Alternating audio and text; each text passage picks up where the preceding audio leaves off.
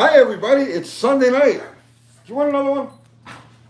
How'd you do that so fast? I just gave them all. Look, we got the jumbo bag of shut up sticks, and they just literally blew through a whole round of these in like 30 seconds. Let's see how fast these go. Okay. Hey, up. Huh? You're not gonna jump for it? Okay, fine. Here, darling, you can't jump. Come on, Maggie. Come on. Winnie? Huh? Good girl. No. Lily. Come here, Lily. Come on. My troubled child. How is everybody? It's Sunday night. And we're live. Hey, Bill, make us right? Hey, Bill. Ford LTD. Ford LTD. Josh H. says howdy. Howdy. Marshall. Oscar Gonzalez. Bobby Z. 1964. C. Roma. Charlie, what's happening? Charlie, do you remember? Oh God, it's hard to do with right? With what? Well, you know, being on YouTube and not having like a regular conversation face to face. But Charlie, do you remember a green '69 Roadrunner? Robert Hill says, "Oh no." Why? Oh no. Oh, Bobby, the legendary Bobby Hill. Oh no. Okay. Bobby Hill. I was just about to ask Charlie if he remembered a green '69 Roadrunner. It was hideous. It was hideous. It had square headlights. It had like a giant like Roadrunner mural on the side of it. It had like fur and all kinds of other stuff.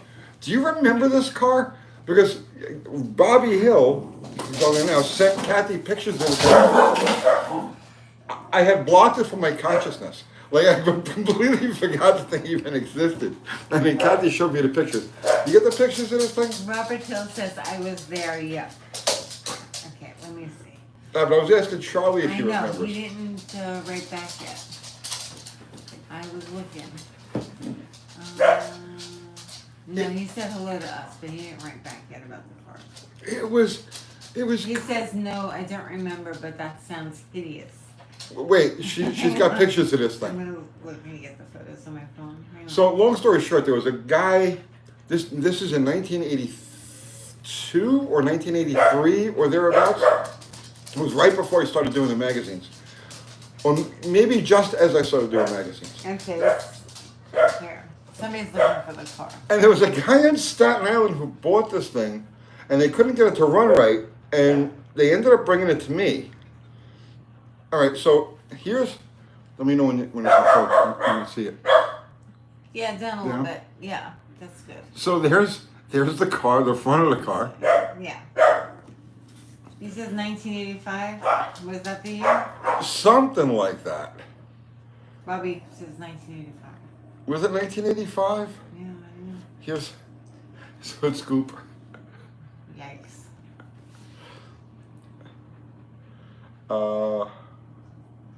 I can't find another. Well, there's a picture of the front and the back of it. Oh, murally. Yeah, murally. It's murally. Oh, well, please.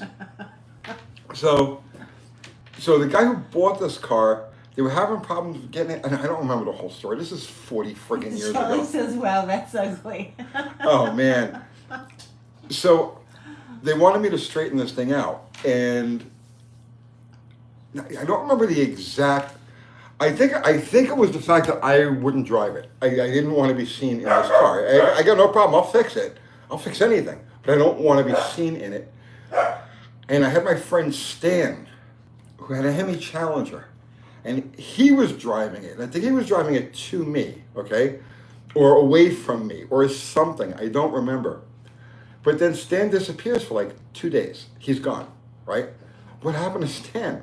What happened to the car? I don't know. All right. Turns out Stan was driving this thing along, and cops pulled him over. I guess they suspected something, given like all of the hideous Murally. This thing was crazy. This car was so crazy. So they and Stan was like he had really long hair, like super long hair, and he was like I don't know, musician type, right? So Cops pulled him over, and they're looking the car over, and something didn't look right on the VIN tag. Charlie says it was probably cool back in the day. I do remember Stan and the Challenger. Yes, but that Roadrunner was never cool. I'm sorry, never. So they pull Stan over. They got him out of the car. They're looking things over. The VIN tag on the dashboard didn't look right. I think they had put fur on the dashboard and then put the VIN number back on top of the fur. They put like a knife or a screwdriver or something under the VIN tag. It popped up, and they threw him in cuffs. And this was like on a Friday afternoon. So he was in wherever they sent him, Brooklyn House or Rikers, wherever they sent him for like the whole weekend while they tore this car apart to make sure that it wasn't. And yeah, so that's and I don't know what became of the car after that, or I know what I don't know what happened to Stan either. Stan just kind of like disappeared, and the car just disappeared. Lots of things like that in my life just vaporized, like they were never even there. Charlie says Stan was like the guy from the new show Duster on Max. I haven't seen it. Stan was a good guy. Stan was a really good guy. Let's see. Rocco says, like, Uncle Tony, Kathy, please assist Dr. Art with the Speed Lab merch. Need your artistic touch. Plus, he misspelled the daylight. Yeah, that's right. That's Dr. Art's. That's Dr. Art's bag. I have no idea what he's doing. Yeah, he didn't ask me anything about it, so I'm not getting involved. It's not under my control. Right. Yeah. We have no connection to Speed Lab merch. That's Dr. Art's thing. Dr. Art and I were over at the Speed Lab today. We're moving stuff over because I got to get out of the unit that I'm in now and move what I have left in there over to the Speed Lab, and we're planning on shooting first video there on the 4th of July. So Robert says Stan started smoking crack. I don't know if that's true. Oh, I don't know if that's true, and I wouldn't. That's true. Yeah. I don't know about that. I don't know anything about that. No. So. I mean, they used to say that about us too, right? Stan. Yeah. 1982, 1983, he had a Challenger, and we clearly he wanted to put 1432s on it, and this was with a Hemi, and we took a Sawzall and cut the quarter panels open to fit the 1432s. Hello, Mexican spec. What's Hello, happening, Zero. man? Hello, Food Bar. Zero. I'm so sorry. Kathy Bananas forgot to send you your winnings from last week. She'll throw something else in there as a bonus. What can you send them as a bonus? Because you forgot. No idea. It's not fair. The guy wins on Sunday. He should have his merch on Monday, right? Okay, well, Isn't this how it's supposed to work? So that's not gonna happen. It's not gonna happen. He says, Boston Kathy, no worries, family. No, listen to her. She's going to send you something very, very personal, very important to her. Mm-hmm. Yeah, as a sacrifice. I'd say you're gonna have to take it to the post office. I'll take it to the post office. Okay. But you got to package the stuff up. You know I'm not capable of doing that. I understand. The Speed Lab might take the shuttle to new heights. I think it's going to add a very interesting dimension. No, I know it's going to add a very interesting dimension, and I'm looking forward to it. Actually, that You do like stickers? Okay, I'll throw stickers in there. I've started piecing together the different engine combinations that I'm going to build for the Belvedere. We're taking his Ranger over there first, and then we'll do the Belvedere. Lots of ideas. We have lots of ideas, lots of things we want to do with it. And also, it's literally around the block from AB Power Sports. Oh. So we are going to get back onto the dyno testing with the single-cylinder motorcycle, but this is his busy time. Like literally, this is like, when you think about it, you're in a motorcycle shop. It's June, July. He's swamped, he's slammed, and he just does not have the time or the dyno space right now to do anything. So once the season goes on a little bit and his workload, backs off, we'll be spending a lot of time there. But that's what's going on with that. So Tony breaking the Dana and trying to fix it at 10:30 at night on the side of South Avenue. Is that in the Challenger? Yeah. Oh God. Yeah. We used to split Dana. Well, I remember please. spitting the drive shaft out, didn't you? didn't I throw the dry shift at you at some point? Something like that, yeah. Something like that. Yeah, I remember that. Yeah. I remember the dumping the clutch and like the car went like that as it usually does, and I know that at that point it either broke the yoke on the Dana, or it broke the yoke on the Dana all the time, or it split the drive shaft, or because every time we'd take the car out it would do something else, and I remember looking out the mirror as this was happening and seeing you and the drive shaft sparking its way to you. Oh yeah. Did you see that? I blocked it all out. I don't remember. It sounds familiar though. We broke everything with that car, like everything. That definitely could have happened. We were supposed to race Scotty Guadagno, the PG Performance. I just literally talked to him last week. He had some Hemi questions. Mm-hmm. So we were supposed to race Scotty Guadagno. He had a Buick, a deuce and a quarter, a nitrous deuce and a quarter, and we were supposed to race him on South Avenue, and we were supposed to meet at like midnight, 1 o'clock in the morning, whatever the time was. So I figured, well, let me get a run or two on the Challenger to make, because we have fuel starvation problems with that thing. It would nose over up in third gear. So I says, all right, let's make a run or two with the Challenger to get ready for a Scotty. So I made one run, and it didn't have any starvation, and it didn't break anything. And I was You like, had that's a hard amazing. time with steering that car. What's that? You had a hard time steering that car. Oh, that car was all over the place. It was all over the place. We were young. I knew nothing about chassis tuning or anything yet. You know, I was 21, 22 years old. Mm. So I made one pass, and the car went all the way through. And then we went back to make another one, and it broke. Okay, every time I shifted a gear, the transmission made a chunk.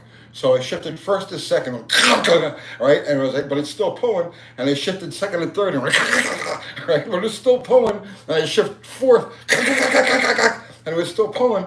And then when I went put back in the neutral, it was all neutrals. So it's like it broke every gear in the transmission as I ran through the gears. And so we couldn't race Scotty. But we had to show up with something. So we borrowed my friend Neil Van Opry's girlfriend's Nissan Sentra. And we ended up racing Scotty's tow car, which was like a 1969 Ford pickup truck.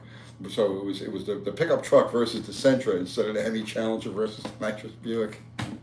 It was one of the best races, one of the best nights of racing of my entire life. I'll never forget that one. Charlie says, remember those rice burners waiting to race the Challenger? Yeah, there was all kinds of crazy stuff. I blocked out a lot of it. It's a long time ago. It's really hard to remember. Like, it really is hard to remember. Driving that car that Challenger was a trip. It had no frame connectors, no chassis, no roll cage, just a stock unibody. And it didn't have a roll cage, or what it did? No, it didn't have a roll cage. I was in the back seat. It had nothing. It had a back seat because I was in it. Not at first it did, but then we took out the passenger seat and the back seat when we were trying to get weight out of the car. Okay. So, stock chassis, drilled out front shocks, all of the typical Mopar stuff. 1432s, 557s and a Dana 60, had a Pierre Mansour built 426 Hemi in it, and a 4-speed. And we just kept breaking everything in the loop. You can't imagine. Everything you can break, we broke. But when the car did actually go, the way you'd have to drive this thing, so you'd stage the car, right? You get ready to run, and I used to have double-sided tape on the shifter. I had a pistol grip shifter on it, and I had double-sided tape on the shifter, and you had to hold on to the shifter because the car was like a bucking Bronco. So what you do is you grab the steering wheel just like this. You pull your hand as far around as possible, okay, and grab the shifter, and then bring it up to 6,500, 7,000 RPM, sidestep the clutch, and as soon as it hit, you start steering this way. Now, when your hand got all the way this way, you'd pull second and then start steering back this way with it. And like, there's all kinds of craziness going on inside the car. But like it was like a bowling ball. It would just like go to the end of the lane, or the side, the edge of the lane, and then steer back around to the center. But that was it. There was every time you shifted the gear, you had to steer the car back the other way, and holding onto the shifter was the only way you could actually stay in the friggin' seat. I don't think that was safe, Tony. It wasn't. It wasn't. I remember not being happy when you were going to drive the Challenger. With the street, because the car was all over the place. It was like kind of undrivable. It's not like you took a car like this to the track. This was like on untreated regular asphalt. You know what I mean? So it was like, service roads and stuff like that. So if you took a car like this, set up the way it was set up, and you ran it at the track, it would just motor down the track. It wouldn't be anything crazy. But we were driving and we were running this thing on like just bare, sometimes really freezing cold New York asphalt. And it just, it was all over the place. It was. So, hey Uncle Tony, much love from Albany, New York. I'm putting a Holly carb on my 79 vet. I have no idea where the vacuum lines go, but your videos have helped me. 79 vet. So if you're using a stock distributor, you're going to take, so you got two main vacuum, small vacuum ports. All right. So one of them is going to go to your PCV valve. Okay, underneath the carburetor, big one. It's going to go to the PCV valve. And then you should have a separate fitting in the intake manifold. It's going to go to your power brakes. Your distributor, on that car, you're going to have manifold vacuum. Okay, so if you look at the bottom part of the distributor, the base plate of the distributor, you'll see a vacuum port right at the front there. That's where your vacuum advance goes. The other one is the ported vacuum. It'll be on the passenger side of the carburetor, right above the mixture screw adjustment. And on your car, just block that off. That's ported vacuum. Or if you're running a PCV system, not PCV, I'm sorry, EGR system, it will be on there, you would plug the EGR system into that. And any other vacuum lines you have on it, block them off. Did I answer that correctly? Doggies, yeah. What? Yeah, there's the doggies barking. Yes. And I have my shut-up sticks. We have a whole big package of shut-up sticks.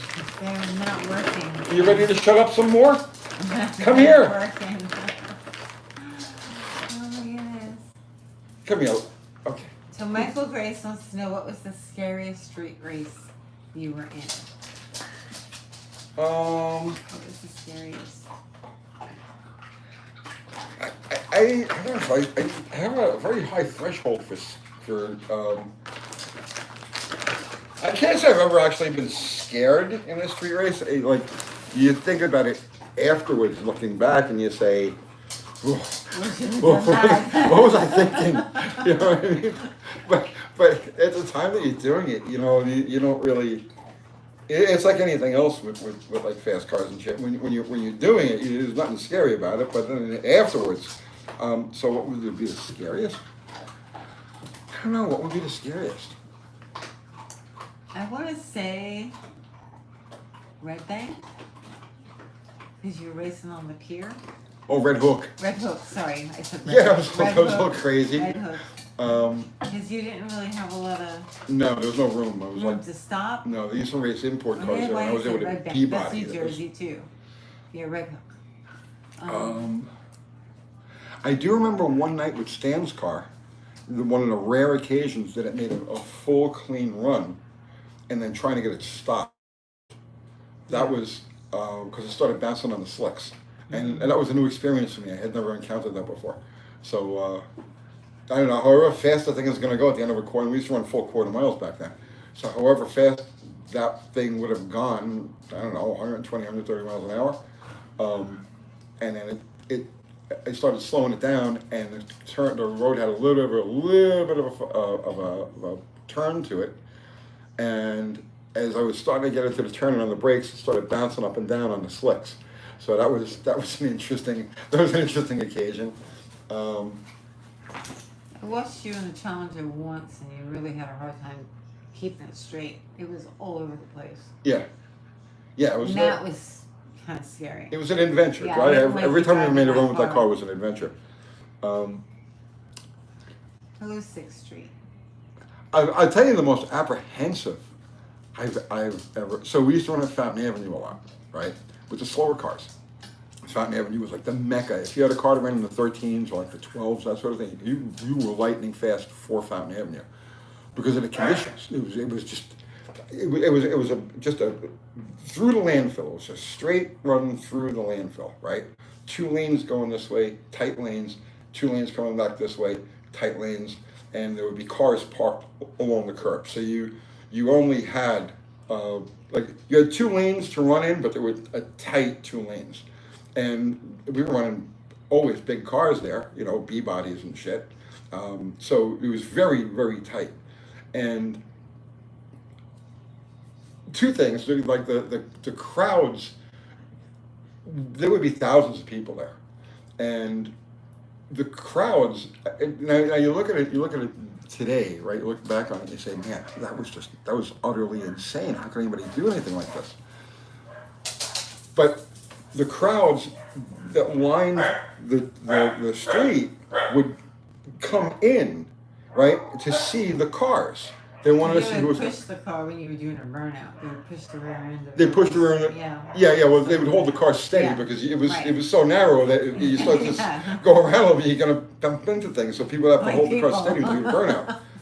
And then when you looked down the track when you're getting ready to run, it was just a wall of people, right? Because everybody wanted to see what the pair of cars it was going to run in. And I'm not talking about like, so you see like today, you see these like no prep events and stuff like that, and there's like 60 people gathering around the starting line. No, it was like 600 people all standing in the middle of the track that you're going to run down. And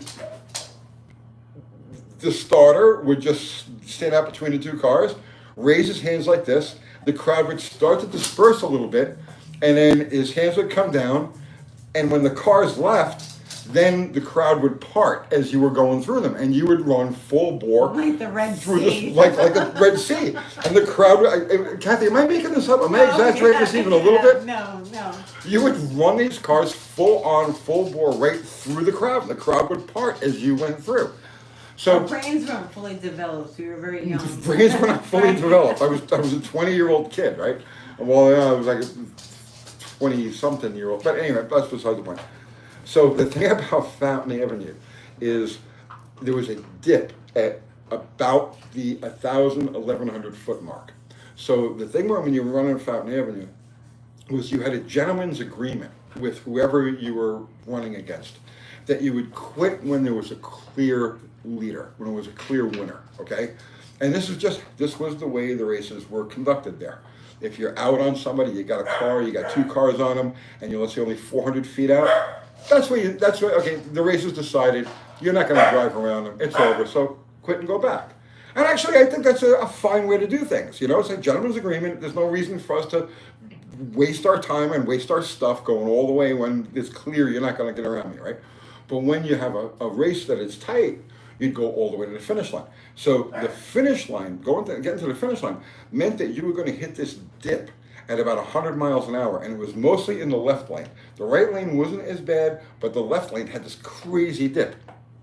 And if the race went out that far, and you actually had to motor through this thing, right, you know, hammer down, you had to brace yourself, right, or sometimes grab the roof of the car like this, because when you hit the dip, if you weren't braced for it, your head would smash the roof. And that was, do you remember that? Yeah, sometimes I was in the back seat. I used to use her for ballast a lot of times. So I know the dip you're talking about because we hit it. Yeah. And I was in the back seat. Yeah. Like, hang on, here it comes. And, you just get thrown up in the air. oh, that was terrible. How we raced like that, I don't know. How we're alive, I don't know. I don't know. But I would use her as ballast a lot of times. If I couldn't get the car to bite, you know, I'd put her in the back seat. And what did I tell you to do? What was the drill with that? I have to throw myself in the corner when you. Yeah. So I would have her sit up high in the middle of the back seat, okay? And then when I would say go, so I'd watch the starter. So the starter go 1, 2, and when the starter went like this, I would tell Kathy go. And when I said go and the starter went like this, she would throw all of her body weight in the right rear corner of the car, in the right rear corner of the back seat at the same time that I hit it. And if everything worked well, we'd get a jump because just her weight, about 110 pounds, Yeah, whatever. less than that. The inertia of her weight, settling the car or pushing the car suspension that way would give us a little bit of extra edge, and we'd be able to leave a little bit more aggressively and get a lead on We this. won though, a couple times. We won a lot, yeah. Rocco says Kathy would tell Tony when to shift. Laugh out loud. No, I didn't. No. No, I was just wait. I used to love that place. I loved that place. It was so sketchy. It was just so freaking sketchy. Just a small moment in time. That could never happen again. Could never happen again. No. Could never happen again. Shift. Yeah, right. Funny. Yeah, just like the Black Ghost. No, that didn't happen. I love GTX. Oh my goodness.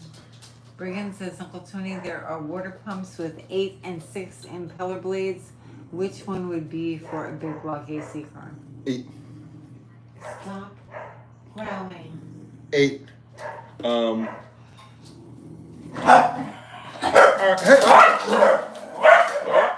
Bone wars, they're fighting over a bone. Molly, look! Molly Jane, a shut up stick. Here, look. Come on. Yes, look, this is better. Yes. Okay. Hello, GTX says, hi, Tony and Kathy. I'm happy to enjoy another night live with you. I am happy to have you here. Awesome. Thanks for being here. Oh my goodness. These dogs are going to have clean teeth. Yeah. They are. Okay. Maggie? What do Danny you Boyd want? says, change the water pump alternator belt on my truck at work tonight, out in the parking lot in 4 minutes. Well, Good man. very good. Very good. And then he just retracted his message. I don't know why. Maybe it was 5 minutes and He's got to fix the leak now.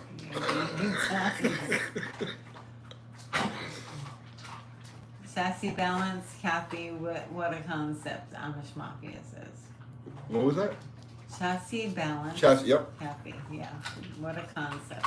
Yep, it worked. Somebody had to do it. It worked. I had to win. Let's see.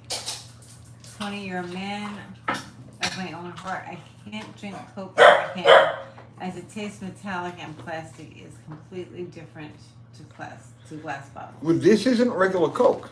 This is Mexican Coke, which doesn't even come in cans. This is made with cane sugar. It's expensive. The 4-pack of these is $9. I won't drink the regular Coke, but this I'll drink. Like I said, it's made with cane sugar. What is that food for the dogs? Bacon bars? No, What is it, Tony? they're rawhide dog chews. That's it. Mark Sauvé says, I remember a story from my late friend about stock in NHRA back when you were spotted car lengths. The slower car would be allowed to lead a few car lengths ahead. Ford Yeah. Model A had a big lead. Yeah, before the Klondike timing system back in the flagman days, that's how they would do it. They would set the one car out, however many lengths they would estimate by. Actually, I think that's where the 1/10 of a second equals a car length. That's where that formula came from. So if it was handicap eliminator, and let's say you were 4/10 slower, your class was 4/10 slower than the class that you were racing, they would put you out 4 car lengths ahead of the other car, and then you would get flagged from there. Then in 1962, 61, 62, 63, was when they started with the Klondike system, and then you had the handicap come down on the Christmas tree. So did you know that they were looking for that car? I hope they will Roadrunner? find it. In like lost muscle cars, somebody was looking for the car, and that's why Robert Hill showed that Yeah. post from Lost Muscle Cars or something like that. Somebody was like, "Oh, I sold this in Staten Island whenever Yeah, I don't know. it's Tony. I don't want to be reunited with it. I don't want to see it again. It's just no. Just a hard pass on that. Well, the guy that owned it before is looking for it. So, why did it have square headlights? Because back in those days, they would customize anything that they could customize. They would make changes just for the sake of making changes, and then that was one of the things. New cars had square headlights, and so that was one of the things that these people who had these customizers that had too many fingers on their hands. They must have had like 12, 13 fingers on each hand, and they just needed to do things. So they did stuff like that. They put square headlights in Roadrunners and Cooties and all kinds of other shit. Yeah. It's pretty bad. It was really bad. Well, obviously somebody loved the car. They didn't love enough to hold on to it. Wow. They passed it on. I don't know. They just didn't have enough noses to pick. I don't know. Let's see. Happy Sunday, fellas. Good to see you, UTG. Good to see you. Rest is. Let's see. We give our dogs carrots and celery as treats. They love it, but it sure makes them appreciate store-bought jerky treats. I'm sure. You know, we've never tried carrots. They don't like really carrots. like them. No, Celery though, they might like celery. Could you shut the door to the room that she's in so we don't hear her barking? Molly Jane. Molly. Come over here. Come over here. What are you doing? To concentrate. What are you doing? Okay. She's taunting Lily. That's what she's doing. Pharaoh's Garage says, I grew up in an automotive repair shop, so Molly. I took one class of auto in high school, thinking it was an easy A. I learned more in 20 minutes in the shop than that whole trimester taught straight from a book. When I was 16, I got thrown out of school when I was 16. But my last year in there, I guess I was 15. I used to hang out in the auto shop, and that was it. Just go hang out in the auto shop, and we would smoke dope with some of the teachers that were down there. Marty Jacobs was the auto shop teacher. I don't think he smoked dope, but the wood shop guy did. And we would hang out at the auto shop all day, and we would work on customers' cars, the teachers' cars rather, and they would tip us rather generously. And I ended up teaching auto shop class. I was 15. I was teaching, not on an official basis, but Jake, the auto shop teacher, would show those guys how to do brakes, and I would go and do the brake thing with them. What?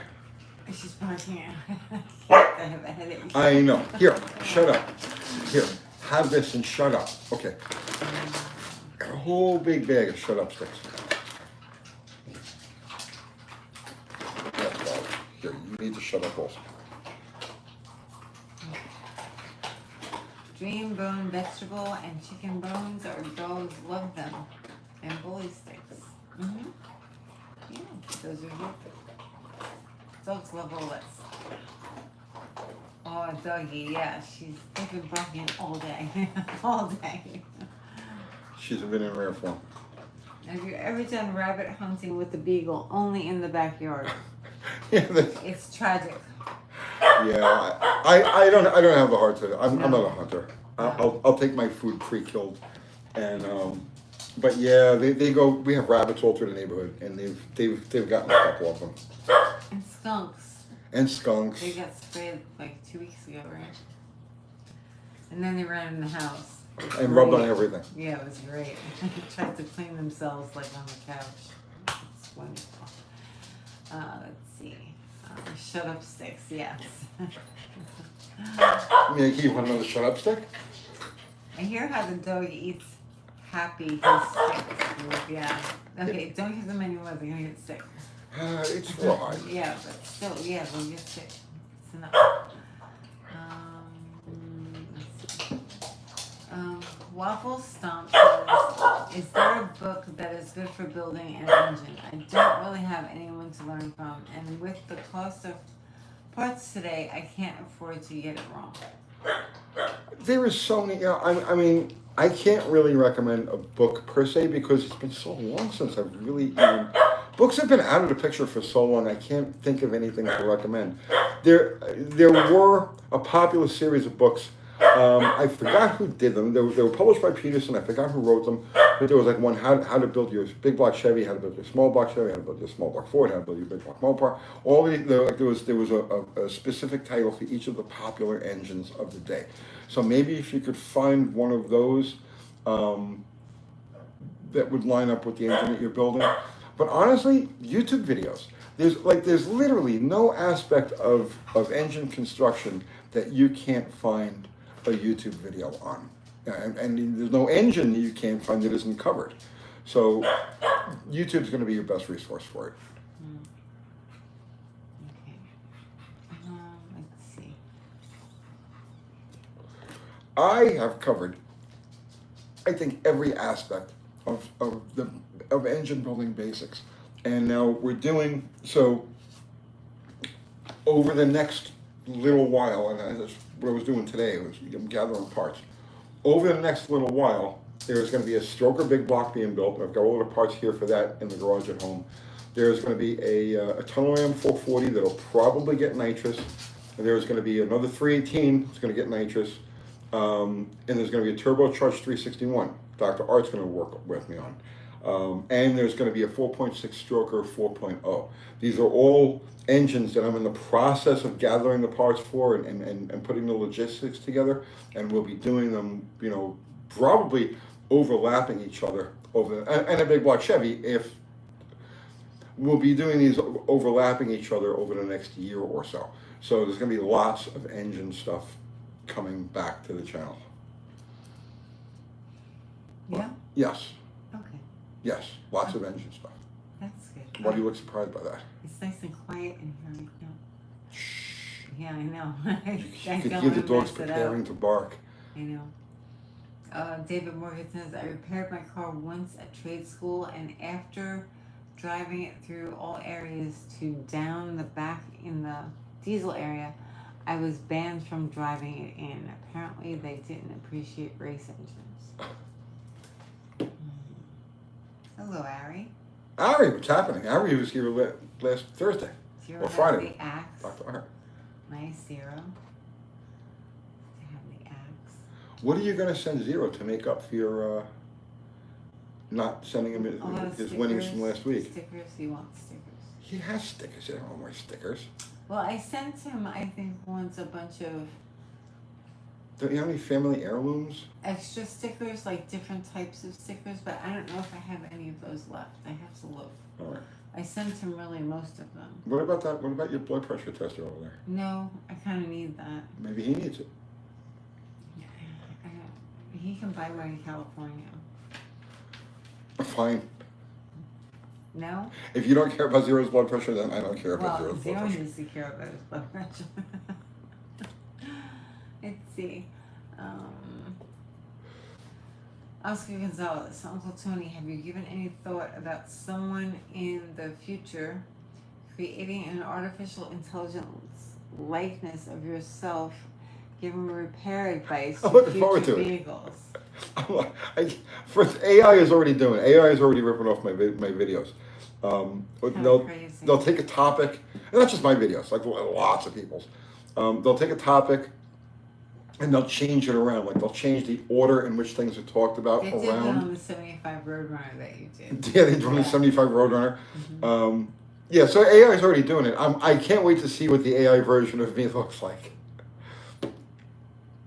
Well, it's I hope AI isn't doing it. The channels, whoever's running the channel, whoever's running the is channels doing makes it. an AI. Yeah, makes a Right, video exactly. on that topic, Exactly. using your words. But it's just a matter of That's time okay. before an actual AI me pops up.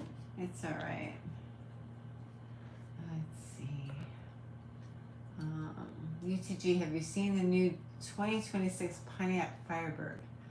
Firestorm model with a natural aspirated 7-liter V8 with 820 horsepower. I haven't seen or heard anything about it. What is she doing? I don't know. Oh, she's smoking a bone? Just give it to her. There's no bone there. What's that right there? It's my hair clip. Oh, no, well, it's close enough to a bone. No, it's not. Oh my Molly goodness. Jane. Let's see. You all should train those dogs. They would be much happier, and so would you. Giving them treats every time they bark is the worst thing you can do. Should we train them, Tony? I don't know. I don't know. Should I train them? I don't know. You tell me. Let me know. All right. I'm too busy reading comments to take care of them right now. Let's see. You guys, if you ever come across an AI Tony, only ask him about conspiracy theories. Oh yeah, that'd be good.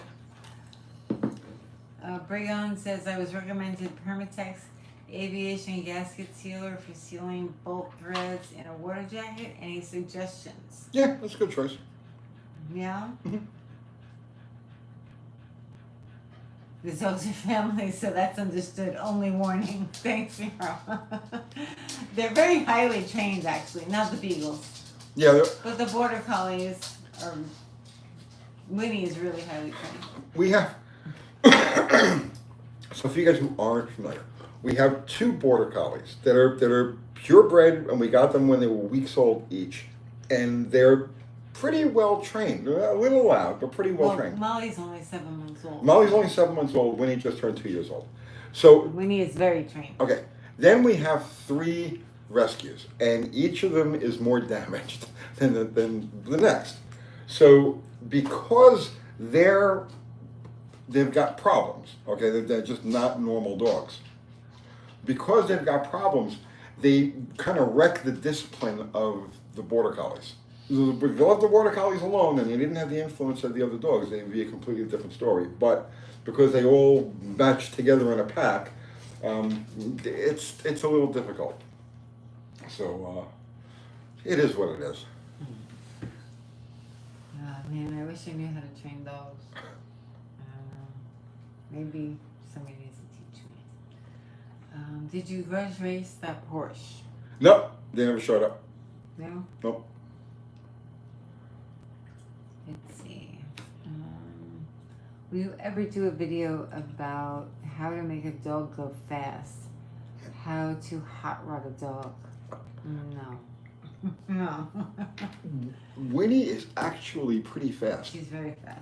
So we ran Winnie in what they call a fast cat. That's the name of the event. Yeah. That's that big green rosette that she has hanging up. See? Which one is that? The big green one Oh, in yeah. front. Yeah. See, that's that one. The big green one. So out of like 470, almost 500 border collies, she's like number 120. No, she was like number 104. But it's 104. Like, it's like 700 border collies. Yeah. So she. But then after that she ran her fastest time. Yeah, So- and she was only a year and a half old. Yeah. When she did that, so she's actually pretty quick. And Molly is faster, and Molly's only 7 months old, so there's a good Molly's chance. not faster than Winnie. Molly is faster than Winnie. But she's not fast. I'm there with them in the backyard all the time, and Right. I'm telling you, Molly is faster than Winnie. Winnie is crazy fast. Okay, we'll see. We'll match race them. You know. That is a lot of dogs to get rid of for her to be number 1. Well, yeah, but it's only a difference of like 1.5 to 2 seconds. They're all really kind of in the same cluster, you know. Well, 1.5 to 2 seconds separates the entire pack, like from 0. No, separates Winnie from number 1. That's a lot of time. It is a lot of time, but a lot of those are males, number 1. So Right. they're stronger and they're faster. Sorry, ladies. It's the truth. The male dogs tend to be a little stronger and faster. Yeah, but it can't possibly be 1 or 2 seconds. Let's find what's No, the fastest. yeah, the fastest is like 30 seconds. 30 seconds. Yeah. No, what are you talking Yeah, no, what am I talking about? What are you talking about? In the fast cat? 30 seconds? No, border collies. They Okay. go in groups of breeds. Yes. She's not gonna beat a greyhound. Oh, no, Right, yeah, no, they're no. faster. Right. It's by breed. Yeah. Yeah. So from where she is to the top of her breed, it's About 3/10. Not 3. what? I About didn't 3. say 3 seconds. Hang on, I'm going to tell. Well, Oh, let's find out. I'm going to find out what the fastest border collie is. Hang on. Go ahead. It's like 29 and change. She ran 27 and a half. So 29 and change is like the fastest. That's border mile an collie. hour. Not ET. No, that was ET. No. Oh my. Cat. Yeah, tell me. The ET is 7.59 Right. at 26 miles an 7 hour. and a half. Right. 7 and a I half said seconds.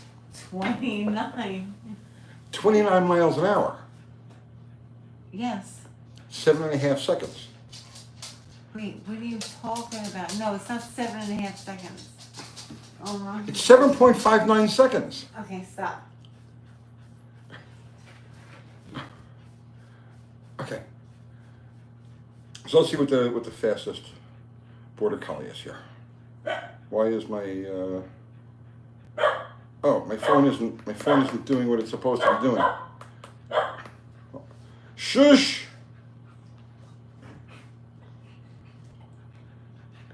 Cat. What? Um, You were doing something there. I'm looking for, yeah. AKC Fast Cat Border Collie. Fastest. So she runs 27 seconds. No. I said 29. No, if it runs, it's 7 seconds at 27 miles an hour. Okay. Fast Cat top 20 dogs. I don't want to see that. Fastest border collie can reach a speed of around 30 miles an hour during Fast Cat, according That's to what the. I said. Yes, mile an hour. That's not ET. Elapsed time. She runs 7 and change. 7:29. Oh, the whole thing fell on the floor. Okay.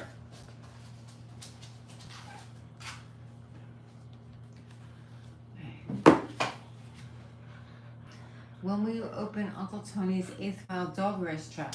I want to do doggy drags. I've talked about that with a couple different people. I would love to do that. I think that the doggy drag racing would be huge. Let's see.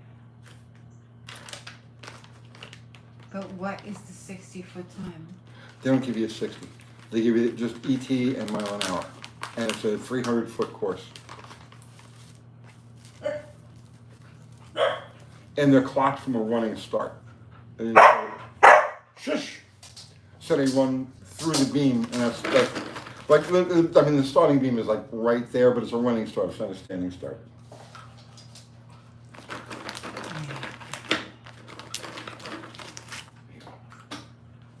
What is 60 miles per hour in dog speed?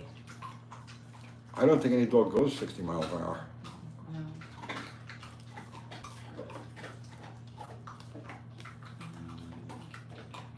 Here says we have that wiener dog races here. The Wiener Dog Winter Nationals. Tony, do I need to run spacers to put a long ram intake on a 440? No, long ram will bolt right to the 440. Your problem is going to be the car that you put it in, because it won't fit in an A or a B body. The shock, the shock absorbers, the outboard, the carburetor from the left bank is over the right side, in like the right side shock.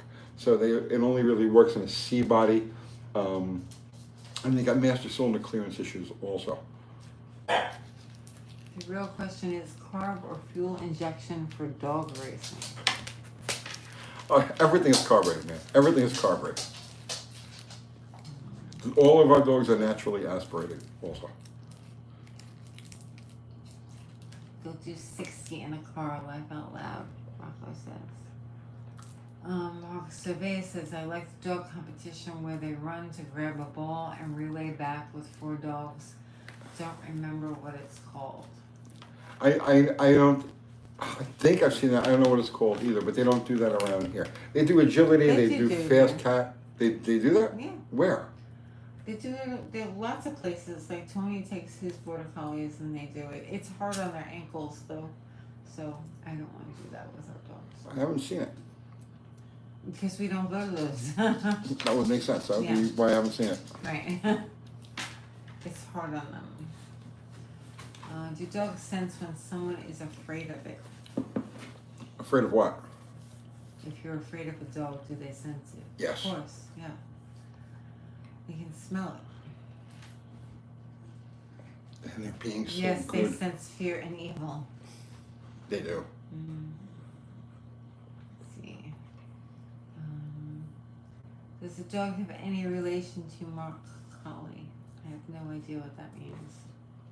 Harry, that's just. Do you know what that means? I have no idea. No. Me neither. Tornadoes? No. We don't have tornadoes. No, it's actually pretty nice out. How many people have called you out to drag race? I remember watching you versus Dead Dodge Garage. That was fun. Lots of people have, but I won't take a call out from somebody who I don't know. You know, we've had. I mean, if I know the person, if I know the car, then yeah, of course, you know, I can make an assessment. Shush, but I can't take a call out from somebody who I don't know them. I don't know their car. I mean, that would just be silly. So it's pretty limited who I take a call out from. I mean, it's not like I'm out there racing cars. I don't race cars. I make YouTube videos and we have some fun with our cars. So it's not like I'm in a bracket of a certain type of racer that you take call outs from each other. It's not like that. Danny Boyd loves Oldsmobiles. Well, what? Oldsmobiles. Well, good, Danny Boyd. Ray Rodriguez says Uncle Tony's right again. Don't buy any new cars. Yeah, I actually working on a video tomorrow about future collector cars. It's like a follow-up to this whole thing that we've been talking about. But yeah, we'll have that out tomorrow. Let's see. Have you heard about Toyota's new $10,000 truck? I hear about all of these different things that are supposed to be coming over, you know, like in the $10,000 to $20,000 range, and I don't know anything about them. There's nothing like really out there yet to talk about. Oh yeah, Flyball. Yeah, that's what it's called.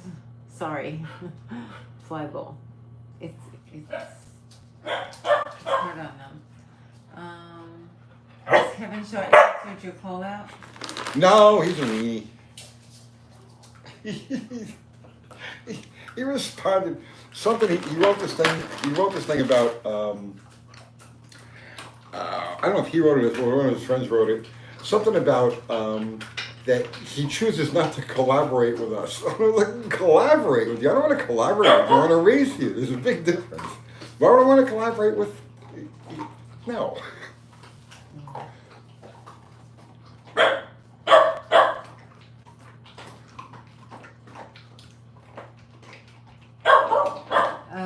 Behemoth Power Sports sent you a super chat. Thank you. Thanks for all content and tech tips, Tony. Thank you. I appreciate that. Let me give a shut up stick to Lily. Oh, you're staying here. Here. Okay. Molly Jean. Good girl. Okay.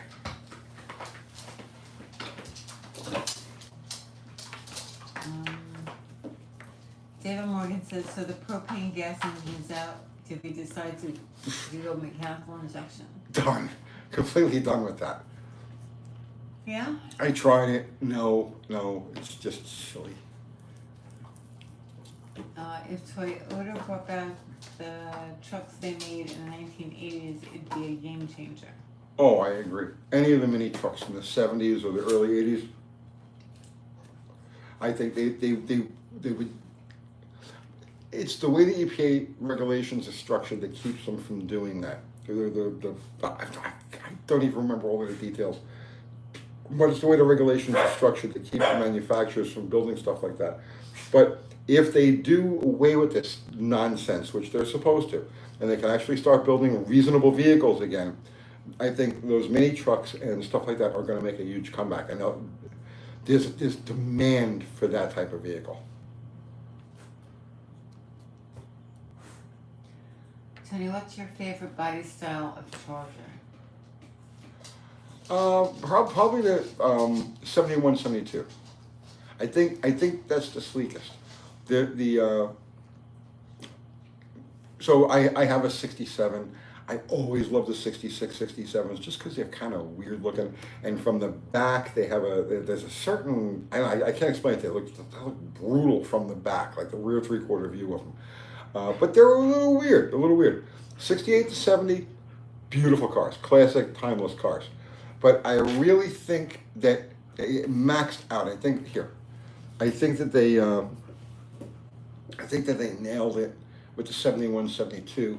And then with the redesign in 73, 74, I think they lost that little edge that they had. So I would say 71, 72, 71 specifically, I would say is the most beautiful of all the Chargers. See, Ron Armstrong says Toyota still sells Helix pickups, just bought everywhere but here. Yeah. Just about everywhere but here. Yeah, it's the way the government's got things structured. Let's see. In the late 70s, did our body Chryslers have a reputation on the streets for being tough competition? Our bodies? That's No, they were taxi cabs. I don't remember ever seeing any hot rod our bodies. Let's see. 1969 Charger, love the long tail lights, General Lee. Hello, Tony B. Oh. Many Creeks Properties says GM just won an appeal in its transmission class action lawsuit. Little guy gets screwed again. Thoughts? I just saw the thumbnail on that right before, but I didn't watch the video and I don't know any of the details yet. But it kind of like it's par for the course. I'm gonna watch that. That was on my mental note to watch after this video or after this live. I wish new cars would focus on the real safety. 4 to 5 inch A-pillars with tunnel vision. Blind spots is the dumbest concept I've ever seen. I know. They build them to survive a rollover, but blind you into a T-bone. I know. There's so many things wrong. Did you see the video? There's a video out there now where they're showing the back of the front seat. So picture now, you got this is on the Chrysler, not the Town and Country, the Grand Wagoneer, okay? And so you got the two front seats, and there's a video out there where the guy's got the back face off of the passenger side front seat, and it's packed with technology. I mean, like top to bottom, side to side. There's wires and gizmos and gadgets and all kinds of stuff, all packed into the back of the front seat. It's all gone too far. It's just gotten in every aspect, size, design, technology, everything, and now not being able to make it to 100,000 miles. The whole automotive industry is it's in a tailspin. I don't want to show the video, but I can show the picture of it. You can show the video. Go ahead. No, because that's the inside of the back seat. Yeah. Yeah. I've never seen more technology. There's more wires in the passenger seat of a Grand Wagoneer than there is in any of my B-Bunny Mopars. Let's see. Hello, Barracuda. Cars aren't cars anymore. No. Rolling appliances. Tony, have you been following the sinking of the Morning Midas? Another electric car. I know.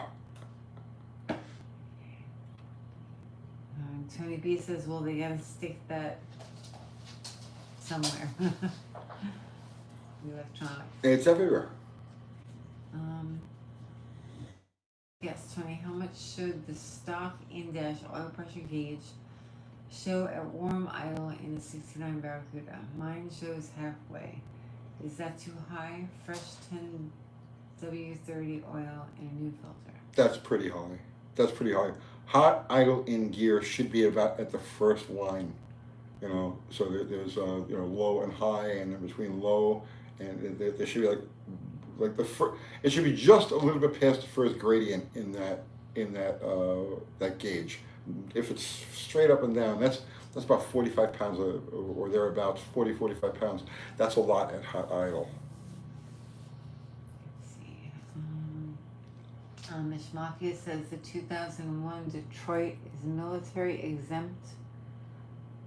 No EGR, cat, piss fluid. I drove half USA unused motor / trans fluid filter through t-shirt with no problems. Stop at truck stops or park stores for free fuel. Nice. Eric the Wrench. Hey Tony, can you make a video on what performance mods are a waste of money and what works for those of us who learned from Hot Rod Magazine? Yeah, my old channel. Like literally, my old channel is, if you go back, this, I don't know how many videos, got like 1,400 up now. I've covered extensively all different modifications that really, don't make any sense, or is a waste of time, waste of effort, waste of energy, as opposed to things that actually do work. So I'm like the aftermarket industry, I'm the worst nightmare, because people buy parts just because it's monkey see, monkey do, and they don't actually know what these parts are supposed to do, or what they're supposed to work with, or the problems or deficiencies they're supposed to fix. They just automatically throw them in there. So I can't just do one video. I've done hundreds of videos with that as the theme.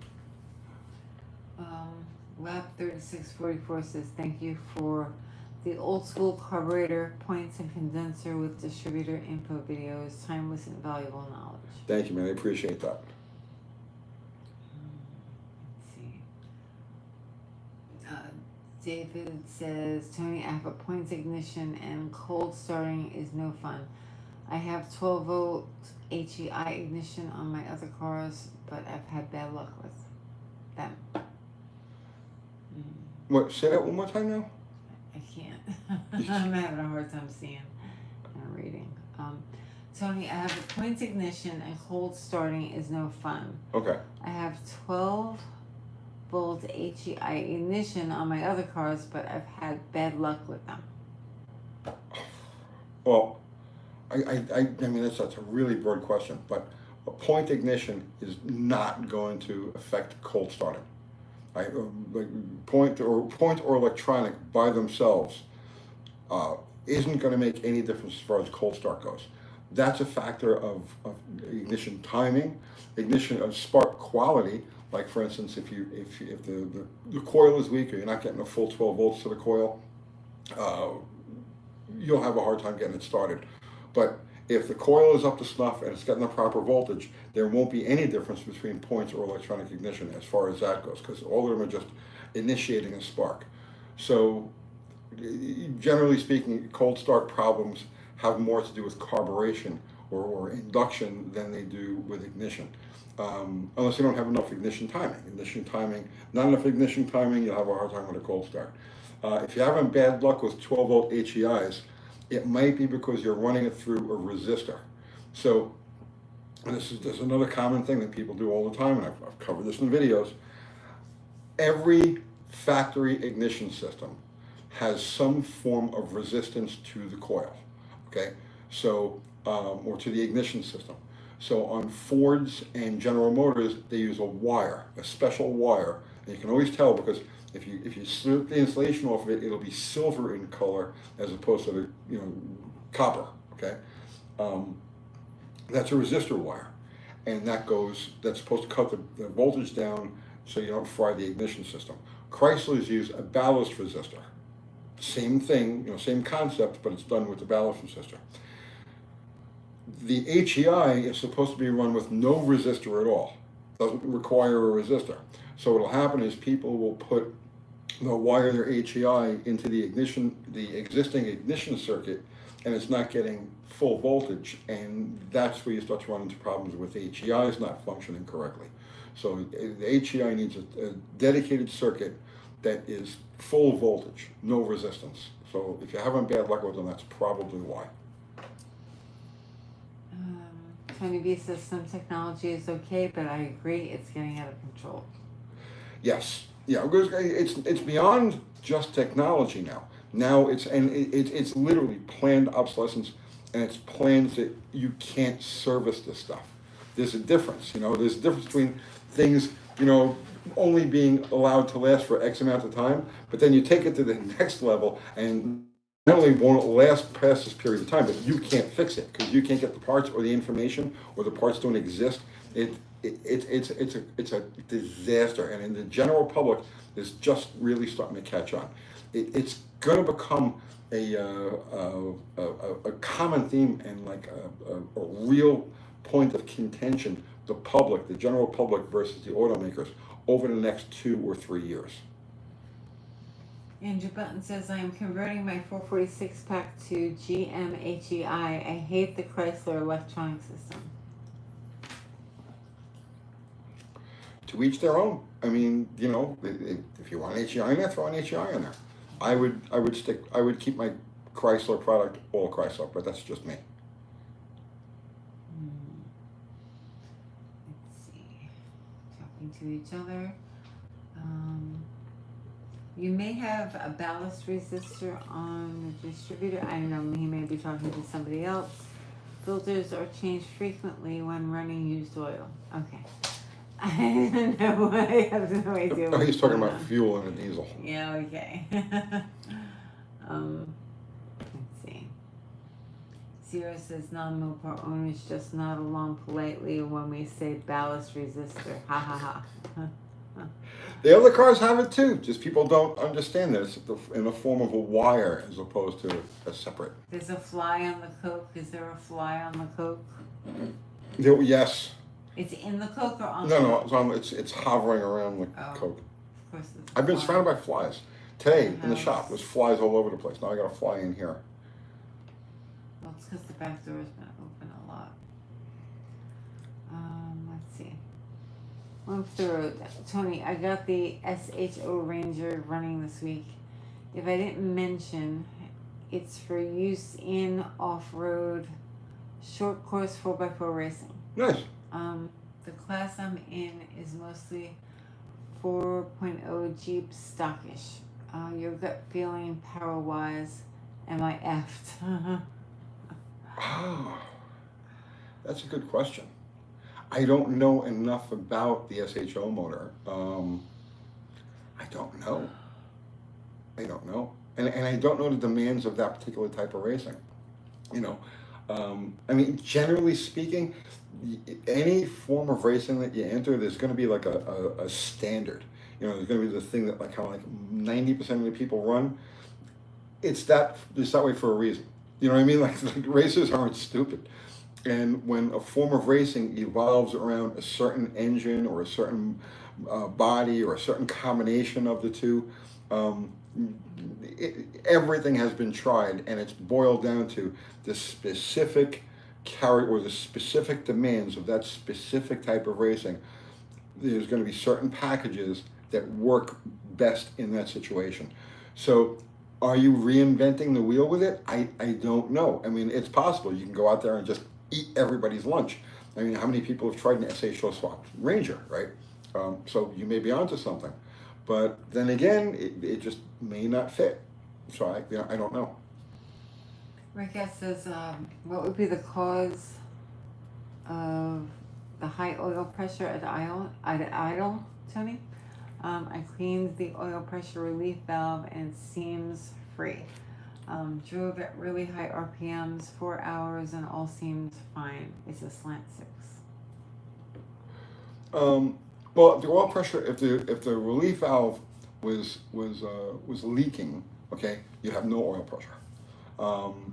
Is it a heavy duty pump? Is it a high volume pump?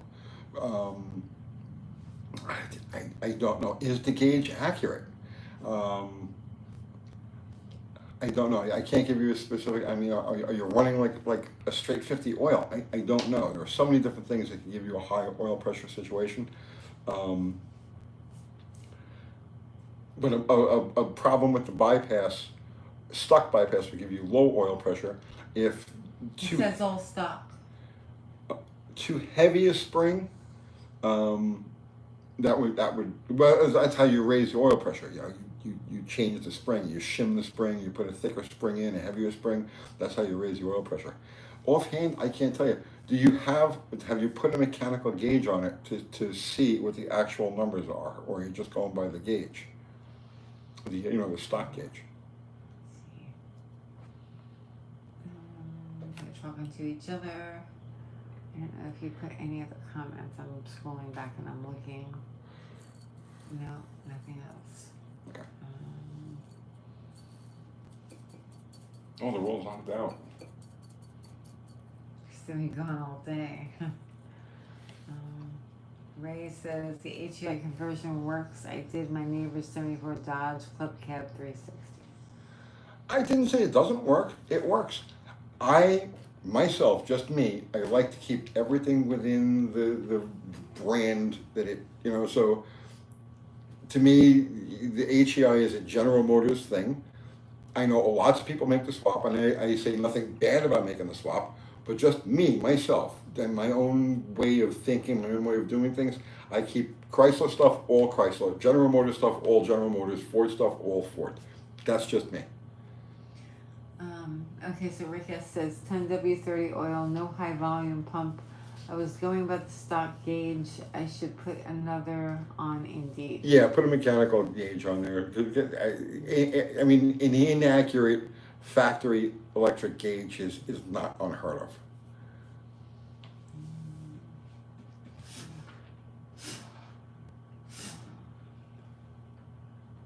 of. You okay? Don't wake her up. All right. Andrew Button says I wouldn't use the entire HEI distributor, just the module, and hide it. Again, man, to each his own. I would just keep things all Chrysler, but that's me. Let's see.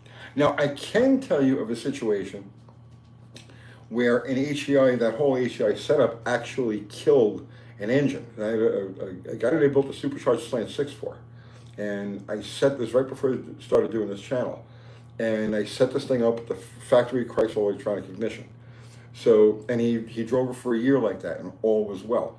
Then he converted it to that setup that you've got. So he put the module on there, and he put an HEI coil, and he fed it through all of the stock Chrysler, the Chrysler distributor, the Chrysler cap, and Chrysler rotor. And he used a cheap rotor. Okay, it was just like, an Amazon, whatever it is, just a cheap generic distributor rotor. So and he used a really good coil. I forget which coil it was. It was like a Axle, one of the upmarket HEI coils.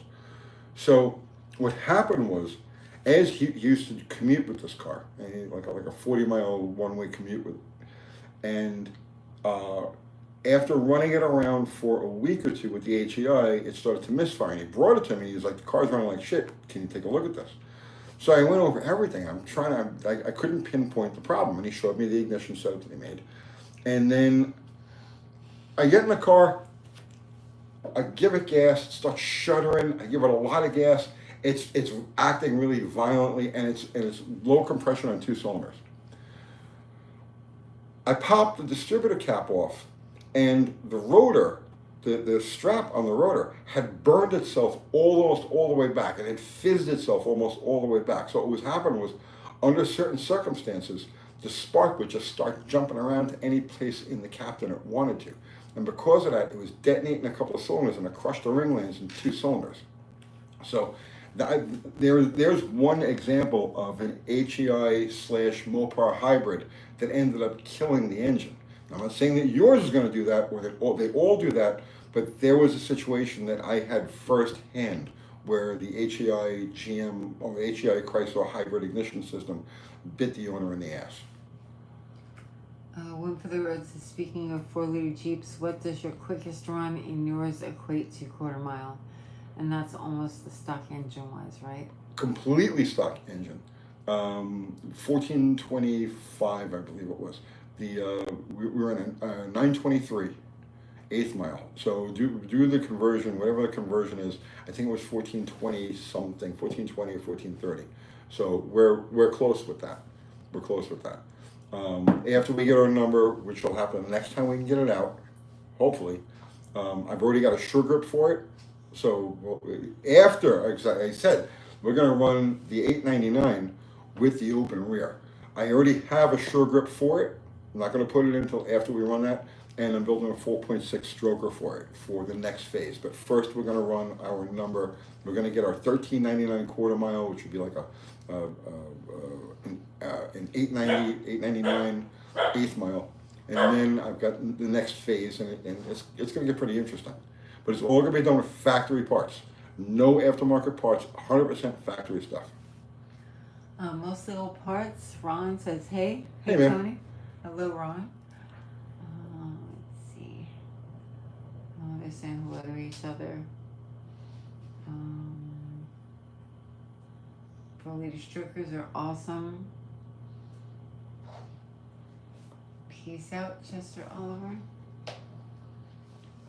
He says, my point was the factory installed the Q-Jet on the 318 and the module was just an upgrade.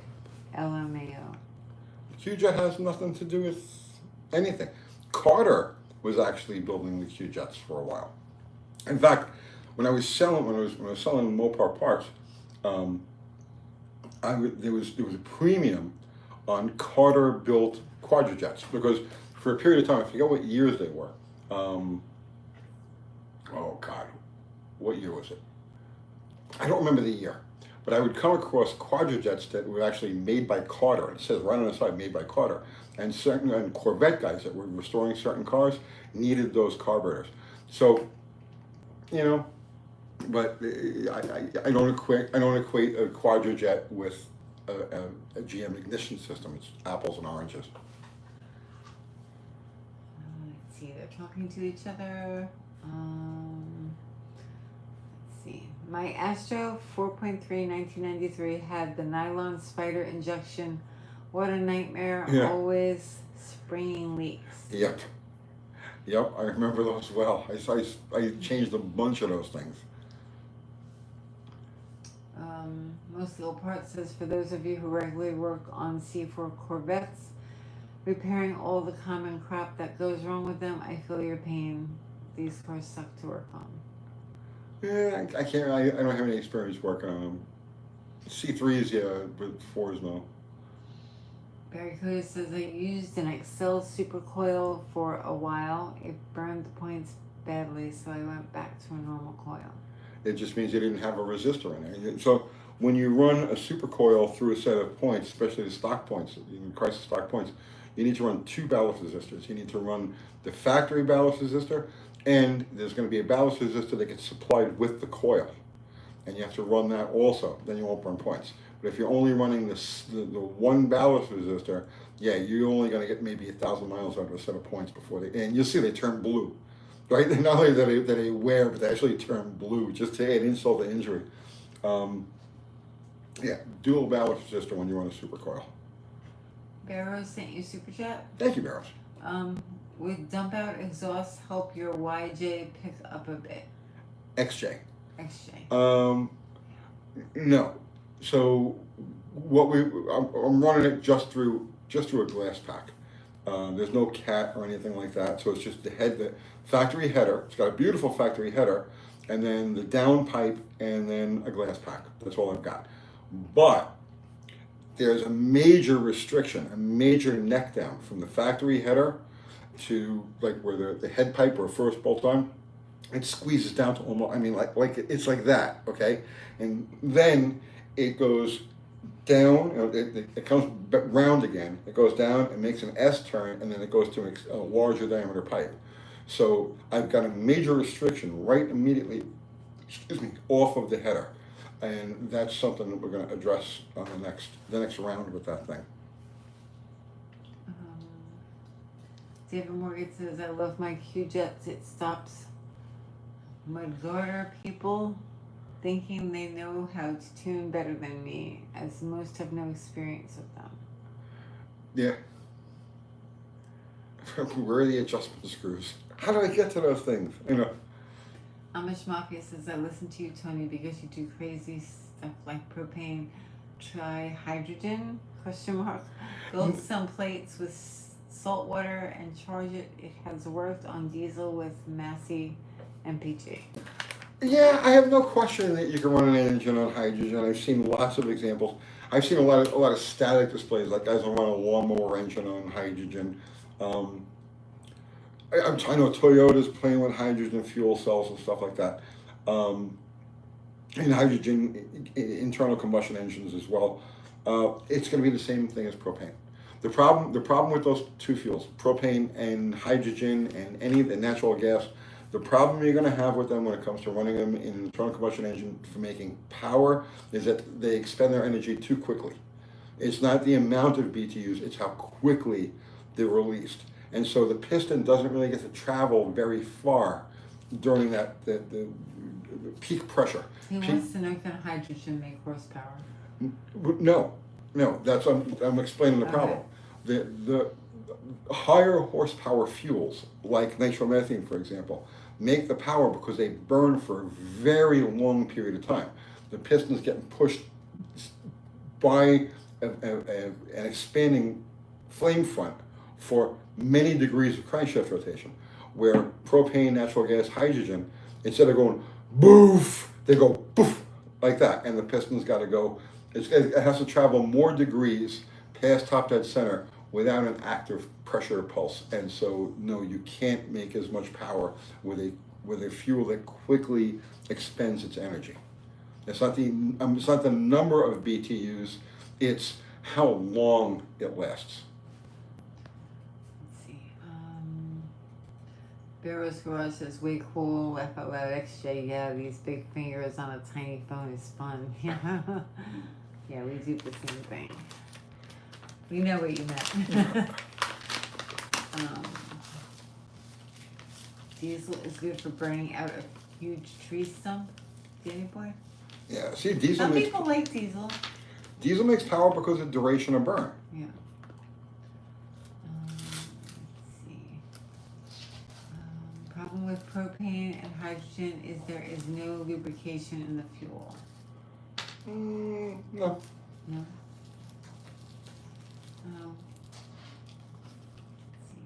Let's see. ICM, I meant smoke on that. Okay. I don't know, I'm not getting all of the comments. Just like little bits and pieces of them. They're talking to each other a lot.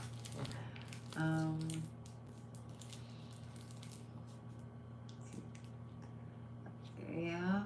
Let's see. What's your favorite movie, Tony? Your favorite? Oh, didn't we do this last I week? think we did do this last Talking about movies. I know.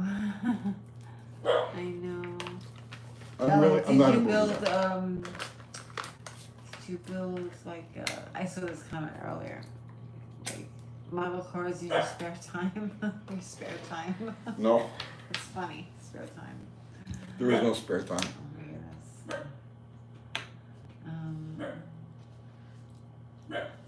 Right. Torino Elite says, what's with the hate for this 6.2/6.5 diesel? Me? I don't know. When have I ever said a bad word about any of those things? I have no idea. Did you hate on them? No, maybe somebody in there's hating on them. I don't know. Tony does not hate them. I do not, I officially do not hate them. That's your official statement.